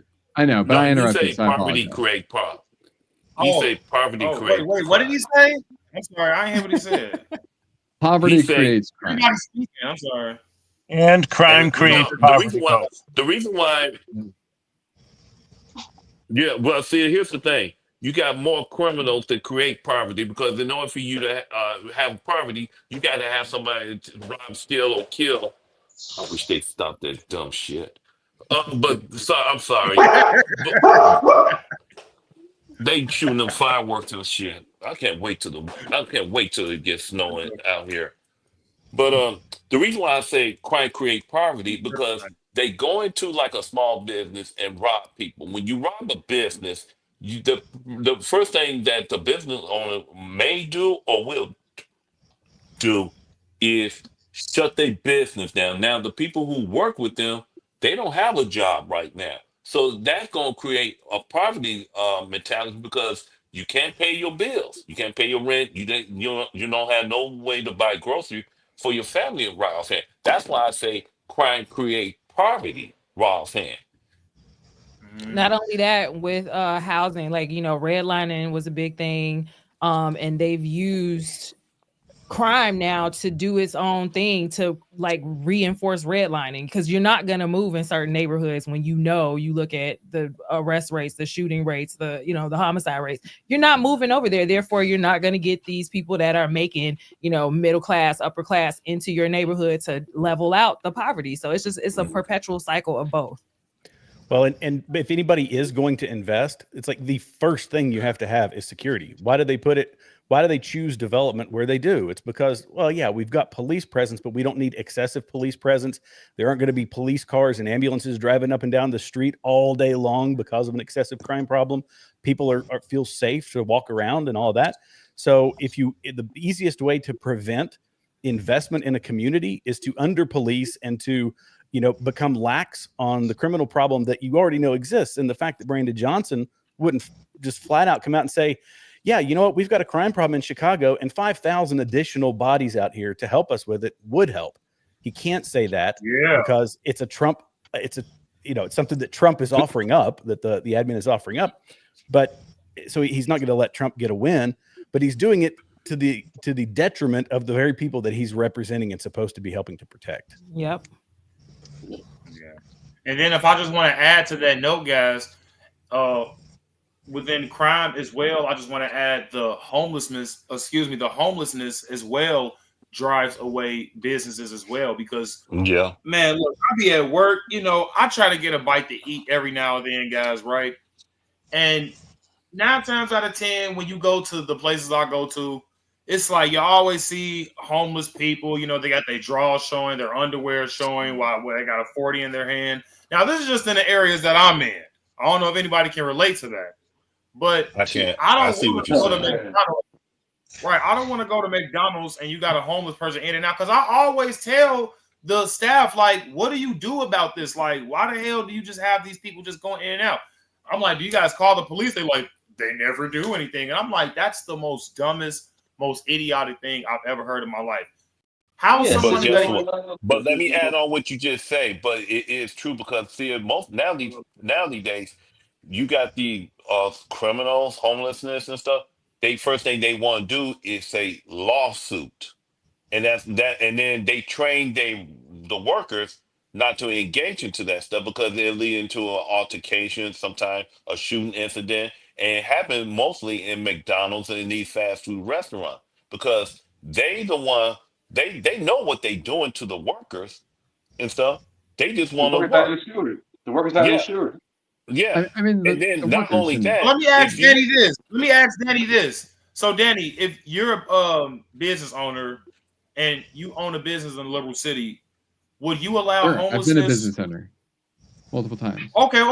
So, would you allow people that are homeless to come in and out of your business establishment? They're not buying anything. They're just coming in, smelling up the place, having piss all over the ground. The employees got to clean it up. And the police come there and do nothing.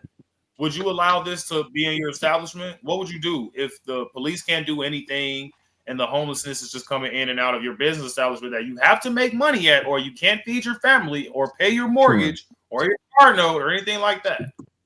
So, I mean, quite frankly, like, I think that poverty in America is a sign that America has a problem, right? And we've always had extreme wealth disparity. That's why I actually vote. That's why I actually argue for and lobby for since its inception, right? We've always had a problem with wealth disparity, and we've always had poverty, and we've always had crime, and crime doesn't get in those places that are the kind of well-to-do as often because, one, those people decide what's a crime, right? Any billionaire out there gets to lobby and make sure that the things that they're doing that exploit people or make their workers be in dangerous situations don't have to have insurance or don't have to have coverage. But don't you think that's they also pay, they also pay to have the protection, right? So people go to those locations. Hold on. I don't need someone that's in an American lobby or a Jewish lobby or any of these lobbies to know that this should not be happening in society. If someone's robbing people and shooting people, it's bad. Just for them having some nice belongings on them, everyone knows that that's not good. So, I mean, correct. I don't really know what the oligarchy or whatever you're trying to really refer to has to. So I mean, you can go to a bigger point. The reason why redlining was allowed in the United States was because rich people were getting richer off of it, and they could keep people that they didn't like out. So how you don't believe and they made that legal? It was perfectly legal. You're a believer in Congress, though, Danny. Like, you don't believe that Congress makes the laws and, like, this is what I'm saying. What I'm saying is that wealthy people are able to isolate themselves from most of the crimes by just simply saying the things that we do to exploit the Who are these civilization wealthy people? Though? doesn't Like, are count we as a talking about crime. Jews It or counts like as who we talking functioning about? society. So, And then on the flip side, you have everyone else who's kind of like all of like everybody on this call potentially, I don't know everyone's like wealth, but we're all probably fighting for what would be equivalently scrapped, right? If you talk to a billionaire and they spend $500,000 to lobby someone for something and it fails, they don't really care. It doesn't even hurt them. They don't even notice, right? But if you spend 5 hours a week even lobbying just to make it so that people can't be bribed in your local politics, Never said that. that But I'm saying when it that comes to takes you common away sense, from earning money, and you can't potentially afford to do stuff. But that's kind of irrelevant to what I'm saying, though. Like, I understand. What you're saying is, hey, would you want to be in a crime-ridden area? No, of course not. That's the answer for every single person in the United States. No, I don't want to be in a crime-ridden area. What are the answers to them? So Brandon Johnson's philosophical statements, even though he wasn't doing them potentially, right? They're correct in the sense that the long-term solution for crime is to get rid of the need or the stressors that cause people to go and commit crimes. But some of those stressors are mental. If you have groceries that are affordable, if you have health care that is given, if you have affordable housing for people, there is less incentive for the vast majority of crimes to ever take place. How many people have been pulled out of poverty by the social safety net? What was the question, Jared? How many people have been pulled out of poverty by the social safety net? How many people have been pulled out of poverty by the social safety net? Yeah, not very many at all, actually. None, because our social safety nets don't actually work very well. Right. But if you go to like the UK, Ireland, Denmark, if you go to a lot of these places, they don't have half of their tax-paying population below the $19,000 for a family line with 3 or 4 people in them and can't afford to eat or get health care. What we do, the wealthiest country in the world. Yeah, and how much of our tax revenue do we spend on entitlement programs right now? You believe in capitalism, right, Danny? That's not what I'm asking you. This is the problem. We spend 60% so the problem of our isn't money. The problem is actually but you're blaming it on rich people for being the problem. No, I'm not blaming rich people. They pay 40% of the taxes as it is. The middle class picks up the bulk of it, and the bottom 50% doesn't. So you're talking about income payers, first of all, for 40%, and the 40% is of the net gain, not 40% of their individual wealth. So that actually doesn't include capital gains tax. That just includes income taxpayers. But that's irrelevant. The money is still coming from but it is relevant because we are spending 40% is a 60% of our misnomer. money. But we're spending 60% of our money on entitlement programs, which includes the war on poverty. We've spent over $30 trillion on the war on war on poverty. So why do other countries? Why can other countries do it for less money than we do? What's that? Why can other countries do it for less money than we do? Well, other countries, it's not an appropriate analog to use America with the UK or with any of these other people because we're picking up because we are people paying 40% of taxes to 60%. If we are paying more, why do we do it so bad? How many colonies did the UK have? A lot. That doesn't factor in at all. It does. This is a good point. States is doing this terribly because we actually did colonies inside the United States. We still have colonies right now. That United States inside the United States is the United States. We have to get back to well, I mean, isolated populations. So are you? Can I ask you a question then? Are you for? What do you consider yourself socially or politically? I wasn't on for the first part of the conversation. I go by policy. That's what I'm really trying to get down to. Like, are you a firm believer in capitalism, and does it work in America? I actually like capitalism. I like a well-regulated capitalism. So that's fascism. Or are you a well-regulated capitalism is fascism? Is that what you're saying? Yeah, no, fascism itself is state control over private enterprise, over the means of production. Right. Yes. We have been moving historically closer to fascism because of how much regulation we have on businesses than we are moving towards a free market. We've moved away from a free market. Well, a free market created slavery. No, slavery has existed since the beginning of time. There's also a contract where you can actually sign up for it. Slavery exists today, and it's not in capitalist countries. It's in places like China and in the Middle East. China operates internationally as a capitalist country. Not well, internationally they do. If you live in China, then you are subject to you pay money, to a dictatorship, you earn to a communist you earn party. money, right? And And you pay it for a market. They didn't start growing until they started trying to adopt some capitalist, those what were they, the zones? They also don't do intellectual property laws. No, in they China, steal a lot they of have them, but intellectual they're property. so minimal that it doesn't matter, right? And that's more of a free market movement. Yeah, I'm acknowledging that China was communist for the longest time. That's today. Is communist now. It has added some capitalist systems in order to try to build their economy. They couldn't do it before I'm for all of us actually controlling the production of our labor. So you're a socialist. More socialist than progressive, more progressive than communist. Of course, I'm not communist at all. And I actually like capitalism. But you know what socialism is, right? I don't think that a single system answers the problem.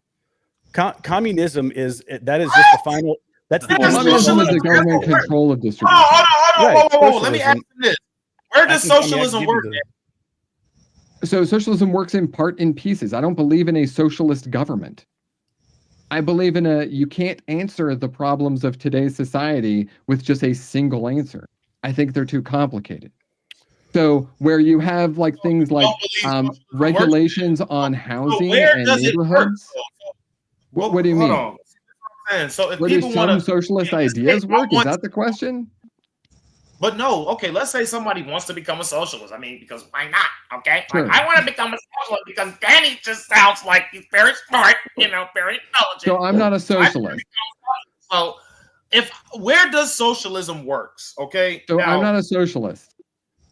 But I can tell you that socialist policies work in different places, but so do capitalist policies. This is why well-regulated in front of capitalism. Obamacare is a socialist policy. It's not. It is. So is it free? It isn't. Free? Yes, it is. It is. No, it is isn't. a socialist policy. It because is we not a pay for socialist somebody policy. else's. So when we Obama pay for actually, somebody else's health care, we pay for somebody else. He tried.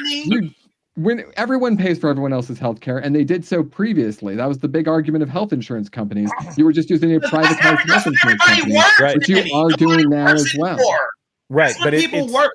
What was the employment rate during that time? So how many people? The ACA, the Affordable Care Act, got a couple of pieces in that I think we can all agree on. One is, do you think that health insurance companies should be able to charge women and deny coverage to women because they were pregnant? Because that's a pre-existing condition. But and it was actually used to deny women health coverage and increase their rates. Are you okay with that? I'm not aware of that ever happening. So that happened all before the ACA got instituted. It was actually one of the things that got passed from Obama's actual proposal. What about a free market? Do you agree that a free market across the nation, in order to be able to do any policy, so like say you need like heart surgery or something like that, do you think that you should be able to go anywhere in the United States and get that heart surgery for the lowest visit with the best coverage? Do you think that would be awesome? I mean, you don't think that you should have free open market for health coverage, for health policy? That's great, but the thing is, like, they just got through talking about, who was this? CV. One of these guys had the Medicaid fraud or Medicare fraud, where they're still. Well, that never got the companies are still winning. So, like, ACA basically made us all think, oh my God, we're getting all these things, but then they literally turned it back over to the health insurance companies. Exactly my point. That's what I'm saying. So yes, I agree with you. Like, it is still capitalist. Right? It's socialist. Those are two things. One was a socialist idea, one was a capitalist idea, combining together to make a really awesome idea. But a lot of people, conservative Democrats and Republicans, fought against the marketplace of ideas for procedures. That's why that didn't get in there. And they fought really hard against women being able to have equal pay for their premiums. But if you just look at the data, women do use health coverage more than men for more expensive things. They should be paying more if you're in a capitalist society. So either you're capitalist or you're socialist. No, we're not. Nothing's that simple. Right. Because that's when virtue signaling in politics come into play. You can't just go out there and say women have to pay for their own this. I mean, that's why a lot of people feel like the 19th should be revoked, because we have to understand that a lot of this stuff plays within politics, Danny. Now, you're not going to get an argument from me when it comes to the the lobbies, and you got the global elites of the establishment and things like that. So yes, they do bribe politicians and things like that when it comes to election time. Are you okay with bribes, by the way? Oh, Do you support someone who's okay with bribes? Bribes or campaign donations? Two No, very different bribes, things. literal bribes. Would you support somebody? Would you support somebody who removed protections against briberies to politicians? Okay, but are you trying to allude to a donation to a super PAC being considered a bribe? So gifts to a legislator. I don't care where they come from. They've already got restrictions on gifts to legislators. So would you then be against somebody who loosened the ability to give unlimited gifts, or what I would call bribes, to politicians? I don't know how that's on topic to what we're discussing. I mean, doesn't Brandon Johnson have an entire gift room that nobody knows about? Yeah. It's a regulation. They have a regulation, and it's a small dollar amount that you can't just give a gift. Like I know Matt Gaetz, he was on a podcast one time and they offered him some expensive whiskey. Hey, you want to have a glass of this? And he said, no, it's over the whatever $100 mark for. So no, I'm not going to partake in any of that. I mean, there's small gifts and all that stuff have to be turned away by legislators. Are there people who probably violate that? Then yeah, there probably are.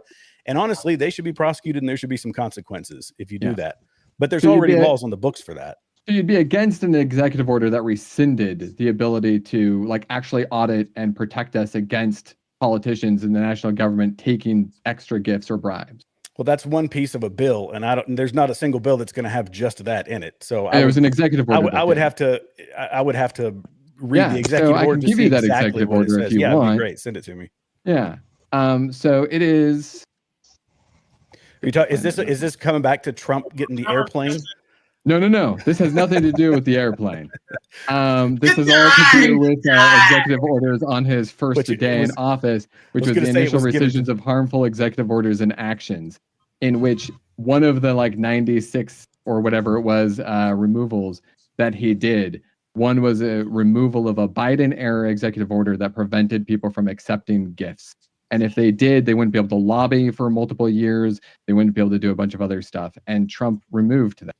Well, I would need to see that because, like I say, there are already laws on the books. So Biden putting something in an executive order that says, I'm not going to allow this. And Trump says, why do we have this in here in the first place? Because it already exists. That's a virtue signaling in an executive order. So this is actually very different. That's actually, enforceable. Yeah. So when you talk about legislators like Senate and House representatives, they have specific internal rules and they have to be specifically followed or specifically audited. But when you talk about any agency member, they don't. And there's not really a good follow-up to those people. So it was Executive Order 13989. That's the executive order. It's an ethics pledge that has a follow-up and an audit. And if the person can't participate, they get hurt the hardest, which is in their wallet, because then they can't lobby. I know this executive order really well because in my state, Pennsylvania, because that's where I'm at, they have an unlimited amount of gifts that they can give to any politician. So our state is not protected by any federal law, and it is not protected by any state law from our legislators being able to be basically you could roll up with a $50,000 car and say, here's the keys. I don't care if you go and vote on this way, but I also like oil, or I like, children being aborted or whatever, right? They can do that in my state because there is no federal override and there is no state protection. I wouldn't have an issue with that at all.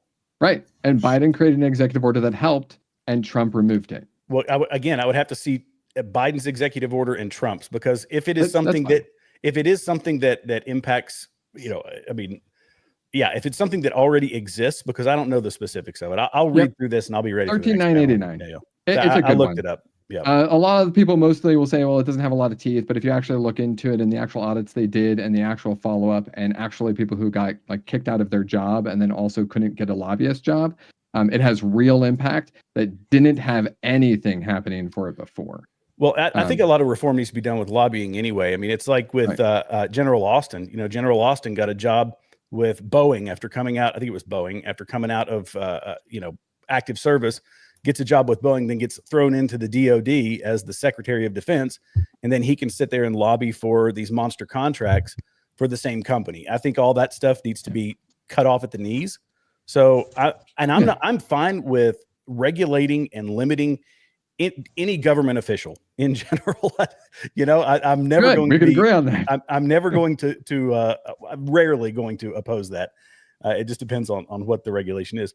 But that still comes back to what we were talking about before with the health insurance and with these public-private partnerships. These are the things that do drive up costs, because we see the same thing in education. And you know, when the government took over student loans, you know, through FAFSA. Yeah, is that what it is? The FICA, not FICA. What's the one? You know what I'm talking about? Yeah. So whatever it was, they took over these student loans. The politicians didn't even realize that had happened. You can go back and watch congressional testimony, and they're yelling at these bankers, and they said, "You guys took this over. Like, this isn't on us. It's government infusion of money into the school system, making it."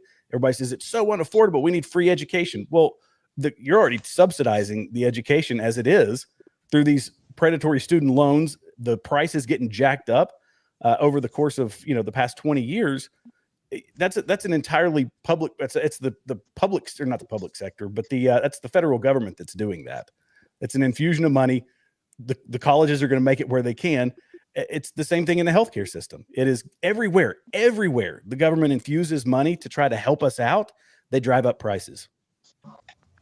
In the free market, that's not an option. Right. Just like Intel, right? That's the big issue with Intel right now. Yeah. Yeah. Well, they got 10% of it. They get a 10% cut, right? Isn't that what it is? 10% ownership. No. So once you have 10% of a company, you can actually force votes. Yeah, with 1%, you can do that as well. Yeah.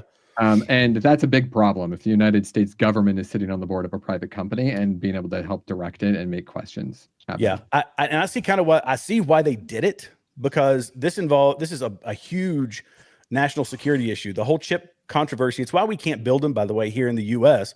because of regulatory burden. It is far too expensive. So we're building some now. We're making some. But these companies are producing it in Taiwan. Obviously, they're the largest. They're producing it in other places where they will stretch some of their regulations in order to accommodate all that additional revenue they're going to get. You can't do that here in the U.S. Same thing with drones. Drone warfare is right around the corner. You cannot build a drone in America, which is why DJI owns 90% of the market, because they can build them in China and ship them over here. I mean, these are all places where regulation has taken us closer to, well, further away from a true free market in a lot of industries. Guys, so I want to pull up this question that I think is very, very interesting, and I shared it on my X page if you guys want to go check it out. So the question states here, and it says, I know more about Robert Westman in 13 minutes than I know about Thomas Crooks in 13 months. Wonder why. What do you guys think about that question? Now, Thomas Crooks, if you guys don't know who Thomas Crooks is, or Thomas Matthews, whatever his name is, he basically was on top of a building with an armed rifle, building owned by BlackRock, and he basically tried to assassinate President Donald Trump in Butler, Pennsylvania. And this sparked a lot of controversy because, yeah, he trained with the FBI. Did he train with them? I'm sorry? Did he train with the FBI, I believe? The guy who shot at Trump? I don't know. We're going to say allegedly because I don't want to, assume anything. Allegedly. I think he was in some program when he was younger or something that had to do with that type of training. So all I remember is when he was in school, he was known as a terrible shot, and then he went to an actual private training facility to learn for a year. Right. Oh, did he go for that long? I didn't even realize that. But it's like a shooting range. It's not like the FBI. It was a shooting range, right? Yeah. And still, he couldn't make a 100-yard shot. I mean, that's right. He was known as a bad shot. He was still a bad shot, right? Yeah. So yeah. Hmm. I thought it was interesting that we got as much information as we did about the what was the name of the school? The one up in Minneapolis. But either way, the recent one, the recent trans shooter. Thought it was interesting that we actually got that information, whereas the last couple we've had to really sift through. People had to do some deep diving to try to even figure out who these people were. Right. Which And we did learn about Thomas Crook's like employment.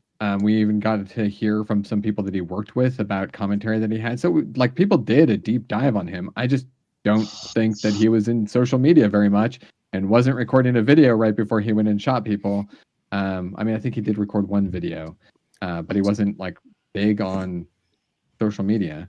I mean, and let's not pretend like mainstream media didn't just act like Trump didn't just almost get assassinated. Like they almost refused to say the word assassinated. They're still not Sure pushing. did. They I sure don't know. did. Like this is If it weird was 'cause, like, fireworks.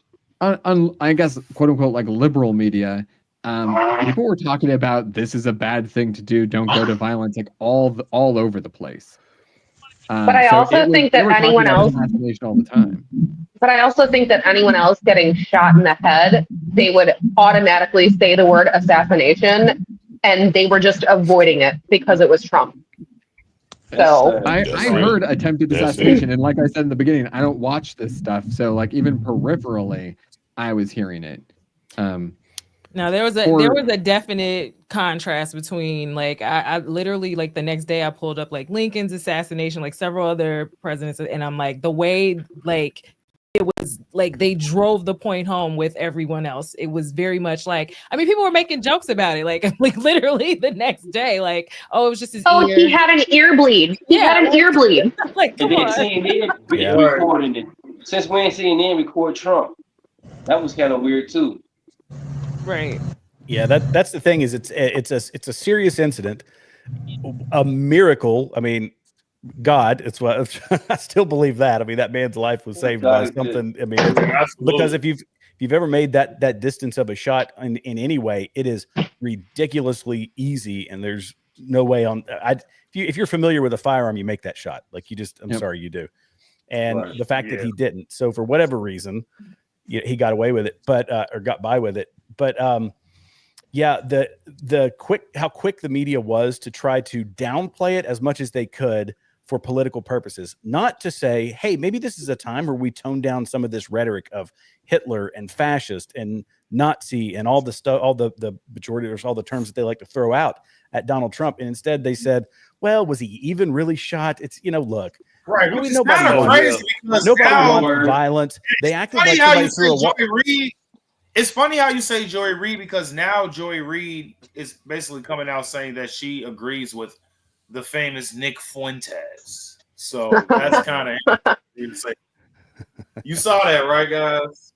That's hilarious. I did not see that, but that's hilarious. I'm gonna check that out. But it's deflection. I think it's all deflection in general because they do the same thing with the trans shooters. What did the governor of Minnesota come out and say? Well, this is a time where we need to stand up for, our trans people. And it's like, wait a second, somebody just unalived these young kids and wounded all of these kids, and now your biggest concern at this point is that. Like maybe to defend the group and not the kids. Right. Maybe we address the mental health problem that's led to 20% of Gen. What Gen are they? Gen Zs. Gen Zs. Right. Identifying as part of that. That's a bigger problem. No, because if you said that, it would be bigotry. Well, and it would cut out a lot of funding to these hospitals. Well, I'll say this. I agree that we should spend money on mental health and get that to the people who need it so that we have fewer mass shootings. Yeah. Yeah. I mean, I don't know how much is spent on it now. Presumably next to nothing. But yeah. We in many places, you don't even have like coverage for therapy if you wanted it or anything like that. So do you guys? So who do you guys think set up the Thomas Crooks shooter? Guys think did that because he was a 20-year-old kid. He didn't act alone. I mean, let's just be honest. Why is no one else being accountable for this? I think that could be a very, very deep rabbit hole. I'd be all speculation on my part because I really don't know. But you don't get that close to the president of the United States without something nefarious happening behind the scenes. Without somebody knowing that you're getting that close to him. One of the Secret Service. I don't want to start no conspiracy theory, but you think the Biden administration has something to do with this? Yeah, I was just about to say that. Yeah, Before we get to that, guys, You guys gotta like and subscribe to the channel. If you guys are liking the stream, please hit that like button. I know this better than a view because Mr. Dennis said it. We got the full panel now, guys. So you gotta worry about Look, somebody else. anything Nickelodeon is better entertained than The View. The bar is in the No. basement. Sure. So, guys, do you guys think that?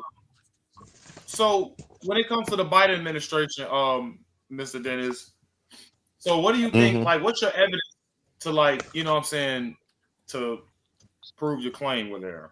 Because that's a bold claim. I'm not gonna lie. No, I'm not making a claim. That was a question. That was a question. I mean, I don't want to start like I'm a conspiracy theory, but if you look at it, Trump didn't have that many Secret Service agents around him. He was looking at the women. It was the women. It was all DEI. It was all short. I mean, he didn't have that many. It was short, out of shape. I mean, it's like if you look at the lack of secret, he's supposed to have, I mean, airtight Secret Service agents. Yeah. And you know, you let somebody go up on a roof with a 22 gauge rifle, and he was about a millimeter away from his head. Right. I mean, and Biden did took a lot of security away from Trump. It's like he wants something to happen to Trump. And Trump is 6 feet. Shouldn't he have like 6 feet or 6 or 7 feet Secret Service around him? He had like short people around him. He had little people. That was no good. That was terrible. It was all DEI. But if you look at it, you had to, because Vincent and I, we went to a Trump rally last year in Racine. None against the women, but they were too short. We went to 2 of them. We went to one in Washington D.C. and we went to but we're talking about before the assassination attempt. Oh the security was. Bro, that could have been us. Oh God, that was a rally right before we went to. I mean, you cannot get through that. You had to take out everything if they think something suspicious. Then all of a sudden, this 20-year-old brought a rifle and on the top of a rooftop, and he was like what, 150 yards away from taking his head off. Something that I think I don't want to be a conspiracy also, Dennis, they had people. Dennis, they had people up under the roof in that building, that same building he was shooting from. Yes, people in there. There's people in there. So it's BS. It was yeah. Okay, well, Mr. Dennis, I'll be a conspiracy theorist with you, by the way, because I do not believe that was a natural thing. I do believe that people saw him. I don't believe that our government's Secret Service is that inept at their jobs. I'm sorry. Wasn't there like a people actually pointed it out? There's videos out there. But it just seems right. I mean, it's just so strange that you got to go through a metal detector. You got the dogs. You have to, ladies had to dump everything out of their purse and stuff. And this kid brought a rifle on top of a roof and almost took Trump out. What you only got past that with a range. You didn't have a ladder. And the rangefinder was actually detected, and they asked him questions about it. And they even did it over the radio. So they knew he was there. He left to exit out of the facility and shot from outside of the ground. That's what actually happened. So he had far fewer guns than the shooter did, right? So he was able to get these things pretty easily. But yeah, ineptitude, perhaps. How much does gun cost? How about this? How much do these guns cost? Like $2,000? These guns are not cheap. That's the thing, too. You can jack the price up as high as you want. Far more guns than Thomas Cook did. Let me give you a caveat to that. What if I told you, Mr. Dennis, I knew that weekend something was going to happen to him because Joe Biden on Thursday literally said someone's going to have to put a target on his back. Oh, yeah. On Trump's back? I knew they was going to try it. I knew they were. Well, I will say that the fact they allowed the guy to fly a drone, that's one of the most shocking things to me. You've got all of these people around there before the president is coming to town. I'm sure you guys have been to some of those events. You've seen them when the president's showing up, these places go on lockdown days in advance. And there's a huge security presence leading up to it. Every nook and cranny is picked if there was somebody flying a drone, that either would have been taken down or that person would have been found and detained, questioned, all of that. He flew a drone, so he was able to get aerial surveillance. And for just understanding like basic security in, from a military perspective, I cannot fathom a world where there are as many mistakes happened as needed to happen for him to get as close as he was, that without somebody directing those security details in other ways. I believe the conspiracy almost full-throatedly and entirely that it was intentional. Do you guys think Kamala Harris? Do you guys think Kamala Harris will be running if that bullet would have hit Trump? Absolutely. Yeah. Yeah, Joe Biden wasn't going to make it, bro. They already knew that. Yeah, well, definitely. here's a conspiracy theory. Y'all can chew on it for the next week. Is, everybody's been talking about how JD Vance is a plant. Do you think JD Vance had something to do with it? I mean, have you guys heard about Palantir? That's actually a good point that Jared made, because everybody knew that Elon Musk was on board after the assassination attempt, if I might add. Elon Musk was on board, and JD Vance is actually friends with a third party of Elon Musk, and he's also friends with the Adelstons, and the history that he has with Palantir is very, very questionable, guys. So that's what I was just going to ask. So would it be Vance or Teal? Like, who would actually be behind it? Well, me and Scarface, we kind of fake with the grape removal a little bit, so we ain't gonna really get too much into that. But I've been wanting to have a conversation with you about that one, man. A little bit. Yeah, but it's like, well, you know what? Why not? Let's just get into it.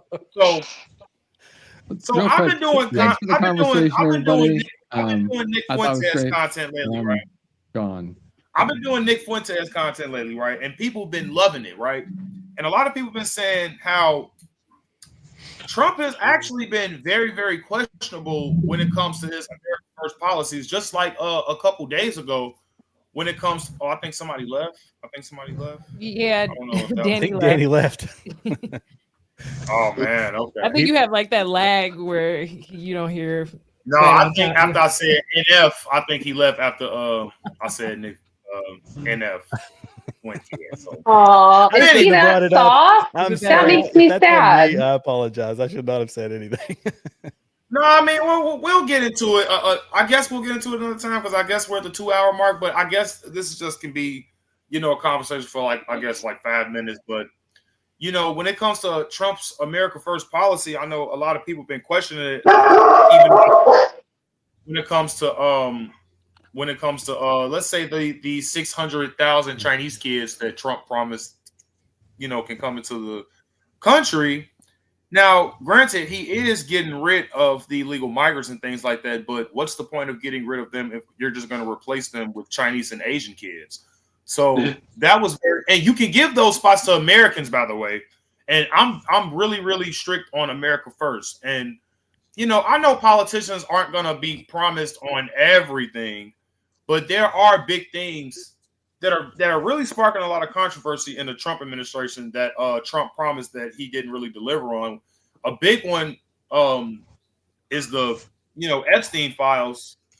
Now, why is this like very, very controversial? Because a lot of people think that, and I'm just going to say it, that Israel has a lot of,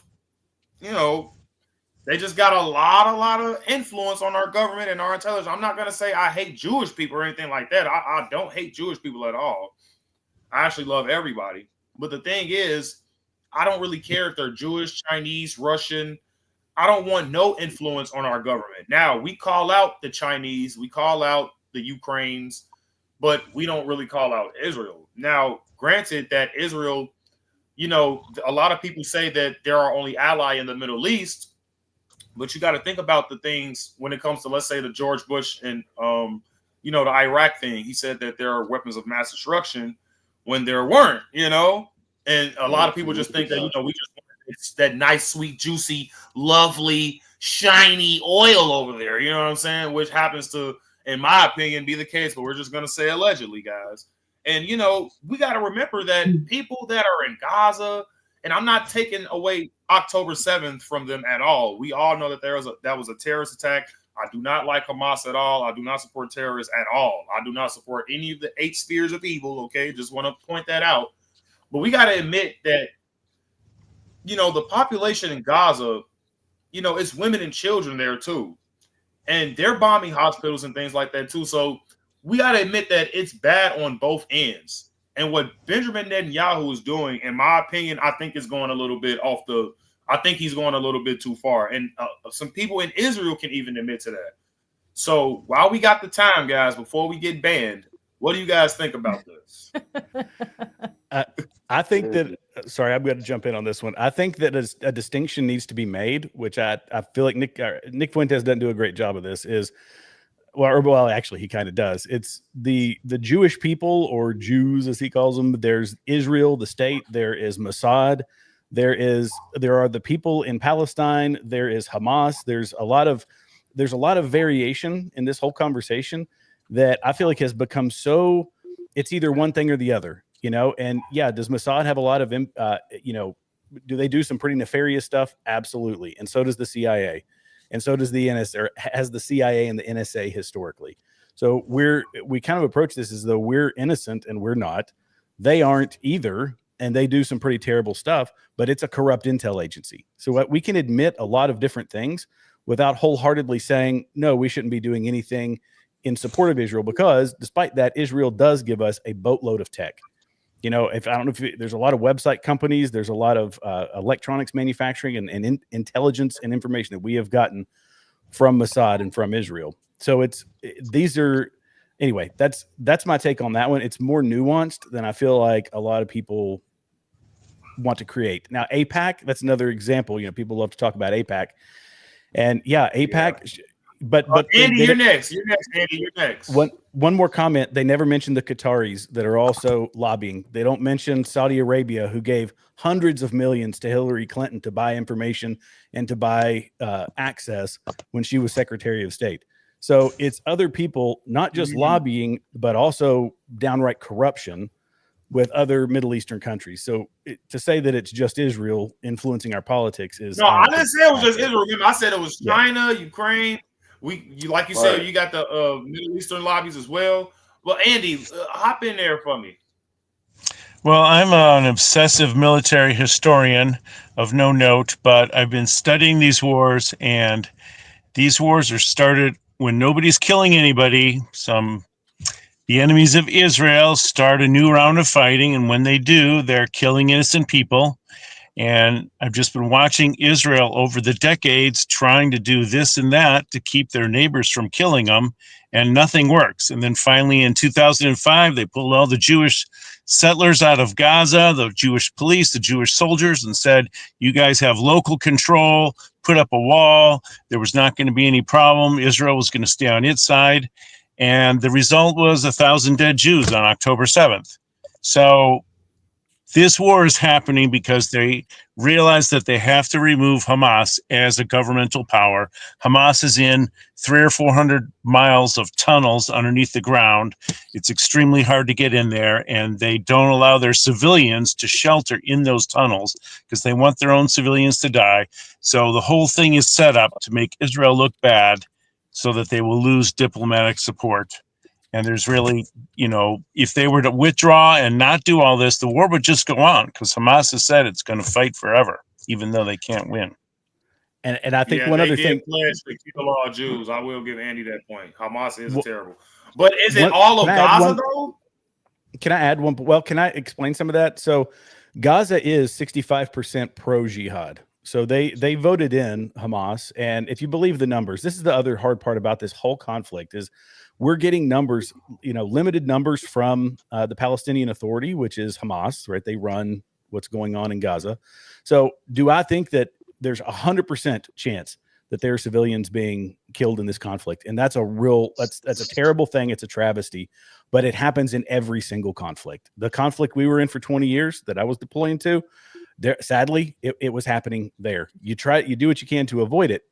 Now, they talk about the targeting and all that we could get into literally a 2-hour conversation about all of this. But, you know, it's a densely populated urban environment. You do what you can to mitigate civilian casualties. But when you're dealing with Islamists, that's the thing. So Islamists, so you're talking about the extreme sides of it. It's a completely different game when you're dealing with them and their philosophies and their ideologies. For lack of a better term, you're not going to get accurate, honest information out of them. You just aren't. And I know that because I spent my formidable years fighting against them, learning their culture, learning their ideologies to figure out how to fight against it. And you're not going to get honest information. If it comes from them, you have to double, triple, quadruple check it and then be skeptical of whatever you find. Mm-hmm. It's an ideology of conquest. And their conquest, it's in the charter for Hamas and Hezbollah and everybody. Israel needs to be wiped off the face of the earth. So when I listen to some folks that say, well, because there is the Zionist movement in the Protestant church, and they believe that, 1948 was prophetic, that Israel comes there. So got it, acknowledge, people's perspective on that.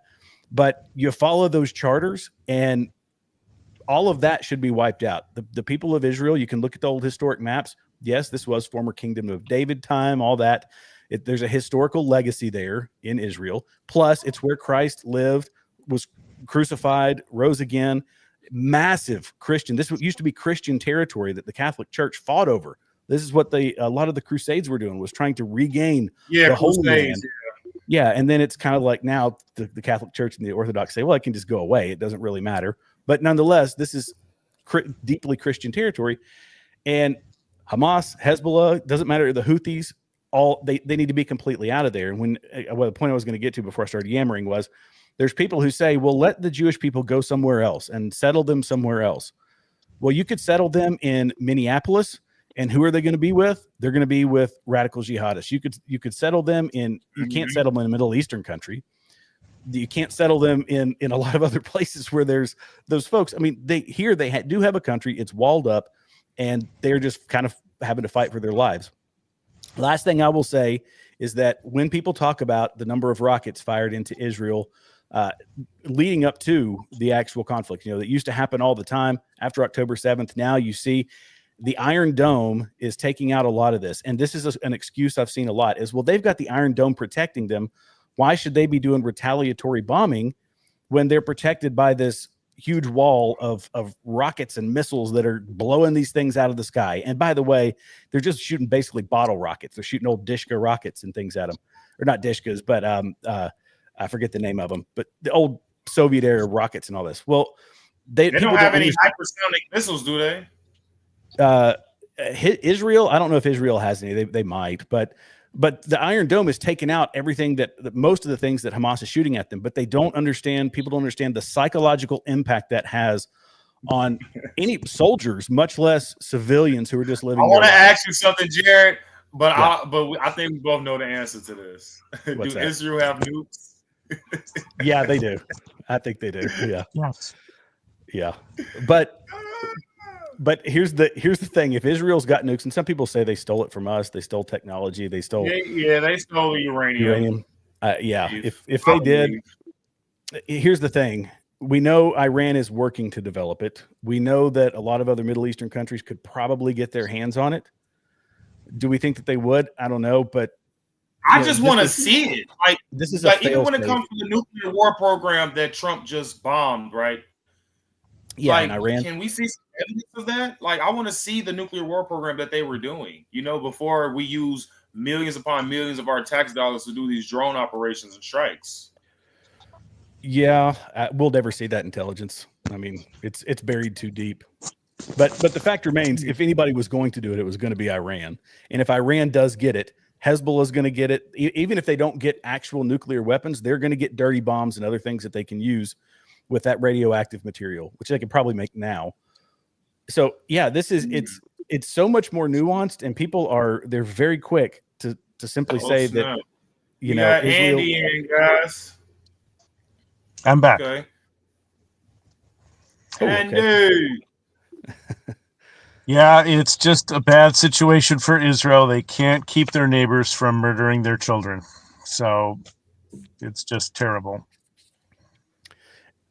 And I think that's why these strikes happen, because this is preemptive for them. They know that they have, okay, let's just take the basic numbers, right? Wait a minute, we got Andy twice? Mhm. I was wondering when you noticed that. Why he got a clone? I'm Okay. double-minded. I was going to say, if you can just take the general number of Muslims in the world, and I went through and looked at all the stats, like the percentage that are actually radicalized and believe that violent jihad is acceptable. And do you know how many that is across the world? Too high. It's 500 million. If you go off the numbers, 500 million think that at some level, whether sometimes justified to always justified, they believe that violent jihad is acceptable. And who is the number one target and the number two target of violent jihad? Number one, Israel and Israel, US. America. right? Jews and Christians or the West. Yeah, So Israel and America. So let me ask. So that's what that small country's up go against. ahead. I'm sorry. Go ahead. I'm sorry. You can No, finish. that's it. That's it. Okay. Anybody else want to chime in on that? No, I just think it's crazy that we've opened our borders like this after knowing all of these, people hate us essentially. Yeah. And then they're elected officials, So what do you guys think about Benjamin Netanyahu actually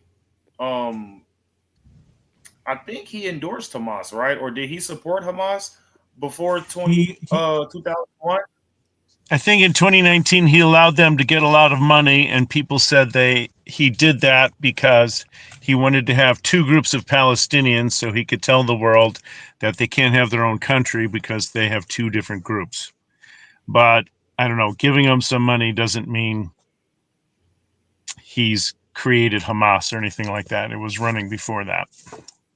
Right. Okay, I just want to. I don't think he's Go ahead. I was going to say I don't give well, it might sound like it. I don't give full-throated support of Israel. I don't, and I never will, because they're a country like any other. And well, they're a country like no other, because a lot of people can have their ancestral homeland, or they can have this, that, and the other, and Israel's not allowed They're to. saying dancing Israelis in the chat, Jared. They're saying dancing Israelis. No, I don't care what they say. That's stop. facts. Facts are Stop, facts. guys. Stop. Facts Don't are facts. do it. And do I think that some bad things have happened in this war? Undoubtedly. Like there's no way around it. It's war. People in armchairs, they expect a perfectly precise strike in every possible way, which is, by the way, impossible, not possible to do. That not a single civilian will ever be killed, and everything will be executed perfectly in this conflict. And they want to tell them how long this should take. Well, how long did it take them to, for years, Israel knew that it was happening. And this, a bit nefarious in my mind, knew that these tunnels were being built to smuggle in weapons. They knew that they were building these fortifications inside of Palestine, and they sat back and didn't do anything. And I mean, you could make an argument, and people have, that they allowed them to do it. They knew that it was happening because this would be the ultimate end state, that they could go in and, basically level the place and take it back. Is that a possibility? Yeah, maybe. And if so, I will come out in full-throated support against what Israel did. So I'm not blindly supporting them, but I also know that they're in an untenable situation. And there's nobody's ever going to support them. Even up to this point, Israel has more accusations of impropriety by the international community than Hamas does, and Hamas is an international recognized international terrorist organization. So I want to bring it, and I actually just want to piggyback on what Jared just said, because we actually just seen an example of this not too long ago, and I actually did a story on this guy.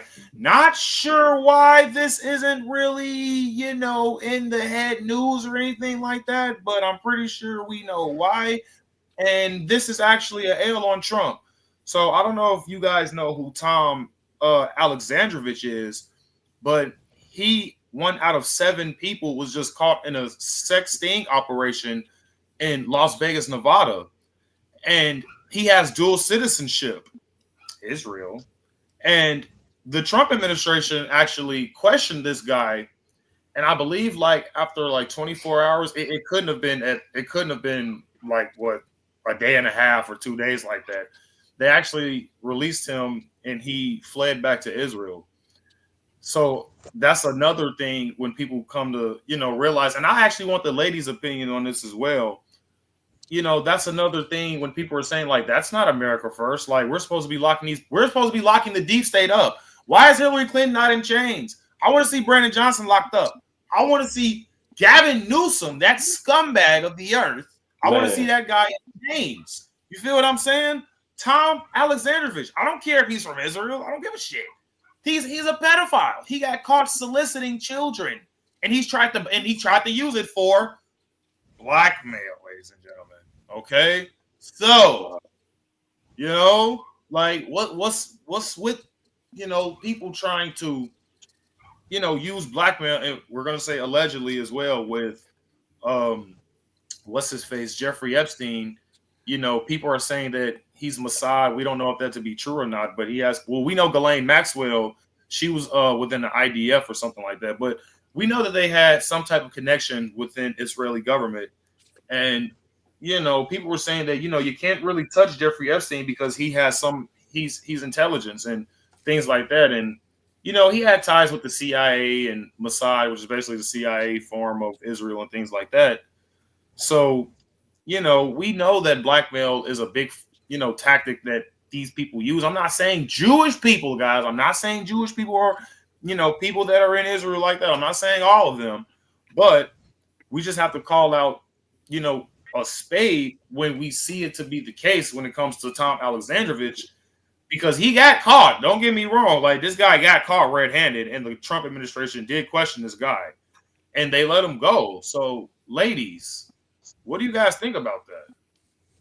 Nicole, if you want to go first to be my guest.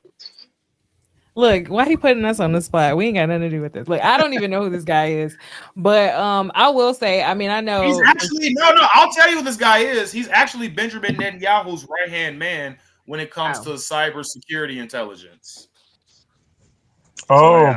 Well, that's huge. That's I'm like, I mean, it's chess, not check. I don't know much about this guy or Israel, so I can't really speak on that. But for sure, it's chess. Like, I mean, blackmail makes the world go around. Like, for real. Like, I mean, you get into these superpowers, and it's like, there's no way you're gonna just let people just go out here and just do things and have leverage over you, and so for sure, it's a lot of freaks out here. Like, I feel like pretty much all of the elites. That's why we will never get this. Like, my opinion is we will never get a full Epstein list. Like, if it hasn't been redacted to hell, whatever's left of it, whoever's seen it, is all gone. Like, there's nothing to release because they're all going down. Like, somebody knows somebody did something, got a video of somebody. Like,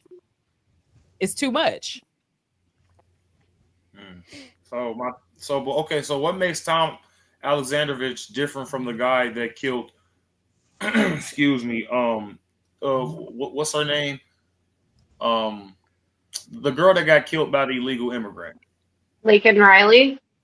Riley, yeah. So what makes these two different? Because Trump wants to hold him accountable. Damn it. Hold on. I lost my earbud. So, yeah, I mean, I'm sorry, Snodface. Go ahead and respond to this, and then we got to end because I think... No, you're good. Sorry. I have a very feisty raccoon right now who wants to play.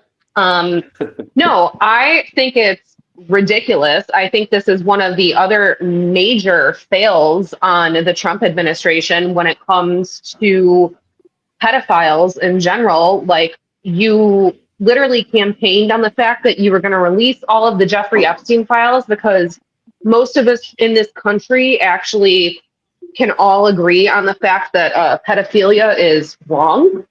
So the fact that you're telling us that you're not in bed with Israel, yet we caught this guy, Netanyahu's right-hand man, doing one of the most abhorrent and heinous things that you can be caught doing.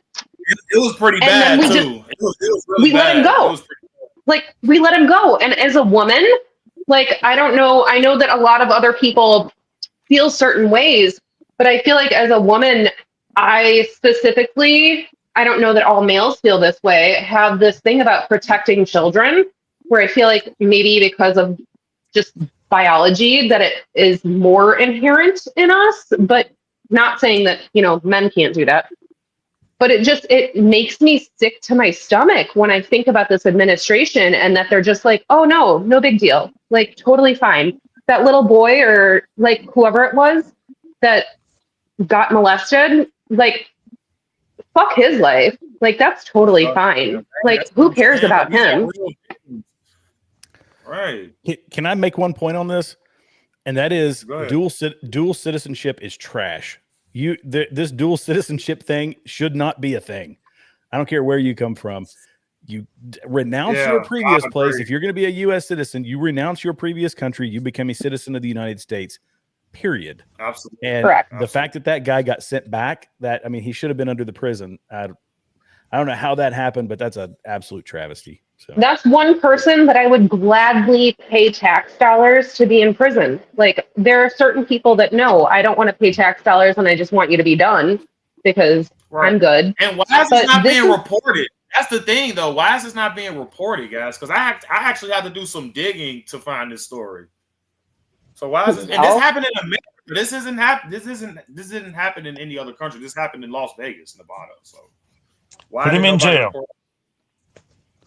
You know, that's the interesting part that just doesn't really, sit right with me in my stomach. What do you think, Mr. Dennis? Why didn't they report on this story?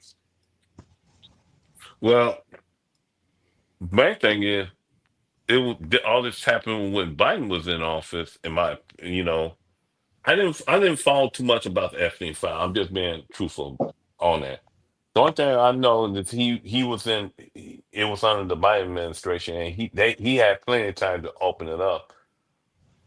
I don't follow it, to be honest with you. I just don't follow it because what he did is bad towards these underage girls, I believe, and to some of these women. And but what about Tom Alexandrovich, Mr. Dennis? I understand Epstein, but what about the guy? I don't know who that person is. That's what I'm saying. I didn't follow him up. Well, we just told you who he was. Yeah, you just told me, but I'm talking about if I get more information than just now through this panel, I probably could give you a better answer than that, but I can't. Well, he's Benjamin Netanyahu's right-hand man. Benjamin Netanyahu is the prime minister of Israel, and he's also the leader of cybersecurity, intelligence, and AI. And he was caught in America with dual citizenship, like Jared said, which I also do not believe that people should have. I don't believe people should have dual citizenship as well. If you're going to pledge your allegiance to America, I think that should be the case as well. So he did this in America, Mr. Dennis.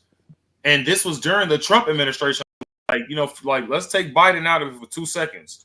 This happened during the Trump administration. They caught this guy along with 7 other individuals, and the Trump administration had him, not Biden. So why did Trump let this guy go?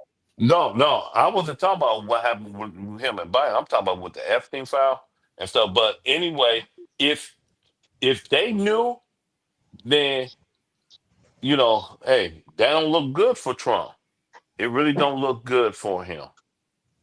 But that's how I look at it. It don't look good for Trump. Then if that's the case, But it's despicable, and it doesn't seem like America first. But right, and then here's another thing: this dual citizenship should be eliminated. The diplomatic immunity stuff, if it exists, that need to be thrown out the window and stuff like that. I think he should be punished just like any other pedophile here in this country. Yes. Or I mean, you give me you give me a round trip ticket, I'll take care of that problem. I would take care of that problem. And I just bring this up, guys, to say, I just bring this up to say, and I'm ending it off on this note. Liberals don't do this, ladies and gentlemen. You guys are only going to get real news. I don't even think you're going to get real news from mainstream media platform unless they're going to have me and Mr. Dennis or any of us there, because we're just all bait. So the thing is, guys, you're going to get real news on our end, and we're holding our side accountable. You don't see the liberals saying, oh, you guys created the Russia hoax against Trump, and you guys need to get locked up. Obama needs to get charged with treason. You guys don't hear liberals doing that, saying that, anything like that. But what do you hear? People on the right and conservatives doing. We're holding Trump accountable. Especially the fat liberals. Especially the fat liberals. The fat liberals especially and stuff. Right. Are you talking about Pritzker? Yeah. Well, right. Trump had a chance to. Not Pritzker, baby back. Oh, that's right. I'm sorry. Baby back Pritzker. I'll get it right for next time. Okay. And I got a new name for Brandon when he get locked up. We're gonna call him Baby Oil Brandon. Oh, ew! I love it. Look at Squid. Take that. Oh my God! Baby Oil Brandon. Because the cellmate's gonna be Diddy. Yeah. I still That's what we should do. Round up all the pedophiles and the crooked politicians and put them on an island until they do each other to death. Yeah, that sounds like a good idea. Can you float that by someone in Congress? Can you just float that idea out there? We'll all have to go more than likely. So. Oh, that's right. I guess that wouldn't work out. For sure. And then you got that Swarwell guy. I don't know what's wrong with him. That Swarwell, the guy who banged Fangs, Yum and stuff. Fang. Oh, that Fang. My bad. I thought it was Yum and stuff. I thought her name was Yum. The Yum. So all right, guys. go ahead, Mr. Dennis. I'm sorry. Go ahead. Oh yeah, don't forget. Yeah, I would like to say that Vachon and I we did a wonderful interview with Fox News and stuff. It was really fun. Man. Y'all gonna catch us on Fox. Yeah, Mr. Dennis. They were supposed to send us Saturday, but the holidays and stuff like they that. Say Tuesday. They say Tuesday, I got a text from it will be Tuesday. Yeah, guys. So me and Mr. Dennis cooked. We was based. You know what I'm saying? We shouted out. The people of America, we got to get the crime out of all of these liberal cities, not just Chicago, because I care about lives, lost and things like that. So, yeah, guys, tune in to that Tuesday. I'll probably post it on my channel. And, yeah, guys, if you guys have any last remarks? I know it's Rupert Murdoch, guys. I know Rupert Murdoch's the owner of Fox. Okay, guys, I know. But it's okay, guys, all right, because we still cooking no matter what platform we own. I don't care. See, Snotface the only one that got it for this. You gonna see I thought it was hilarious. Mark my word, y'all. You gonna see the discount. You gonna see the Dollar General store. Mr. T. Mohawk, Brandon Johnson. He gonna be wearing that one size fit all orange jumpsuit. Watch. One size fit all. Yeah. I would love to see it. God. Yes, sir. But all right, that's the end. I'm sorry. There will be that affordable house right there.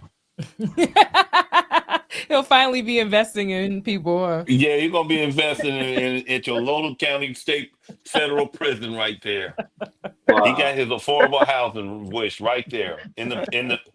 We call they call it prison back in the day. We call it up the river, the joint, the big up house. The river. Right, that's right. Right, the big house. Right, don't drop the soap, Brandon. He better get that soap on the rope and stuff. But that's okay. They gonna slick them up. They gonna slick them up with that baby oil. Watch. They gonna slick them up. Especially that freshly. Who cut his hair in jail? Who cut his hair in jail? My question is, how are you gonna get that mohawk braided? That's the question of the day. Get it braided? Yeah, you gonna get the mohawk. How are you gonna get the mohawk braided? Cone. Braided is crazy, Mr. Dennis. Come on, man.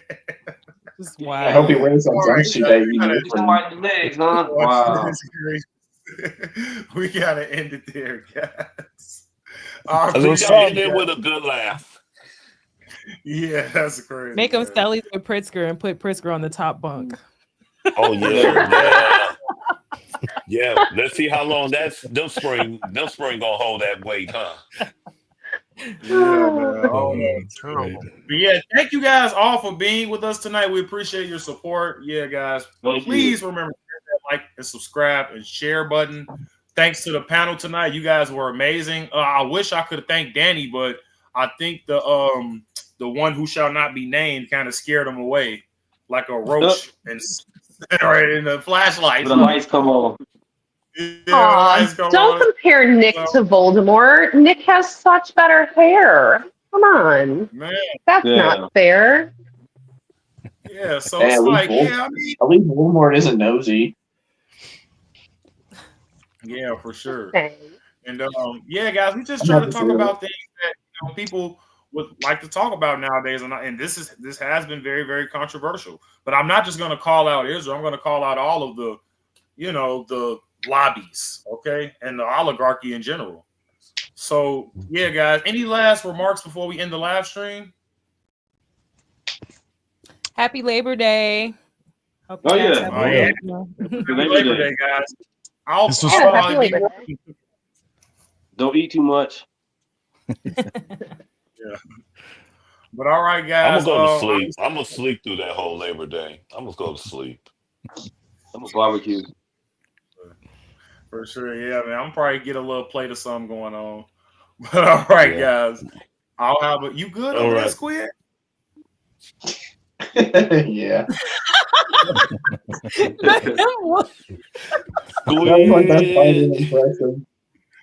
You good over there, buddy, man? Okay, guys. Bro, the way my heart stopped, I was like, no. You're gonna bury your whole channel. Yeah, back there. And for the next panel, we might need to do a roasted comedy set hour and stuff. Like roast the discount general, the Dollar General store, Brandon Johnson, James Brown, Maxine Waters, and stuff. We need to, do a comedy section right there. I feel like you've already done that with Baby Oil Johnson. Just saying. Yeah, that's a good point, Snotface. That's a good point. I'm from Chicago. Like- I'm ready to roast. We can keep going, but I don't know if anything is going to get better than that. Straight kidding over here talking about Happy Socialism Day tomorrow. What in the hell? That was totally across the aisle. But anyway, who said that? Labor Said that? I love when everybody makes Labor Day like it was a purely socialist movement, and it had to have happened across aisles. Like let's stop being ridiculous. What? Maybe Well, let's people just had to have their arm pulled, but still.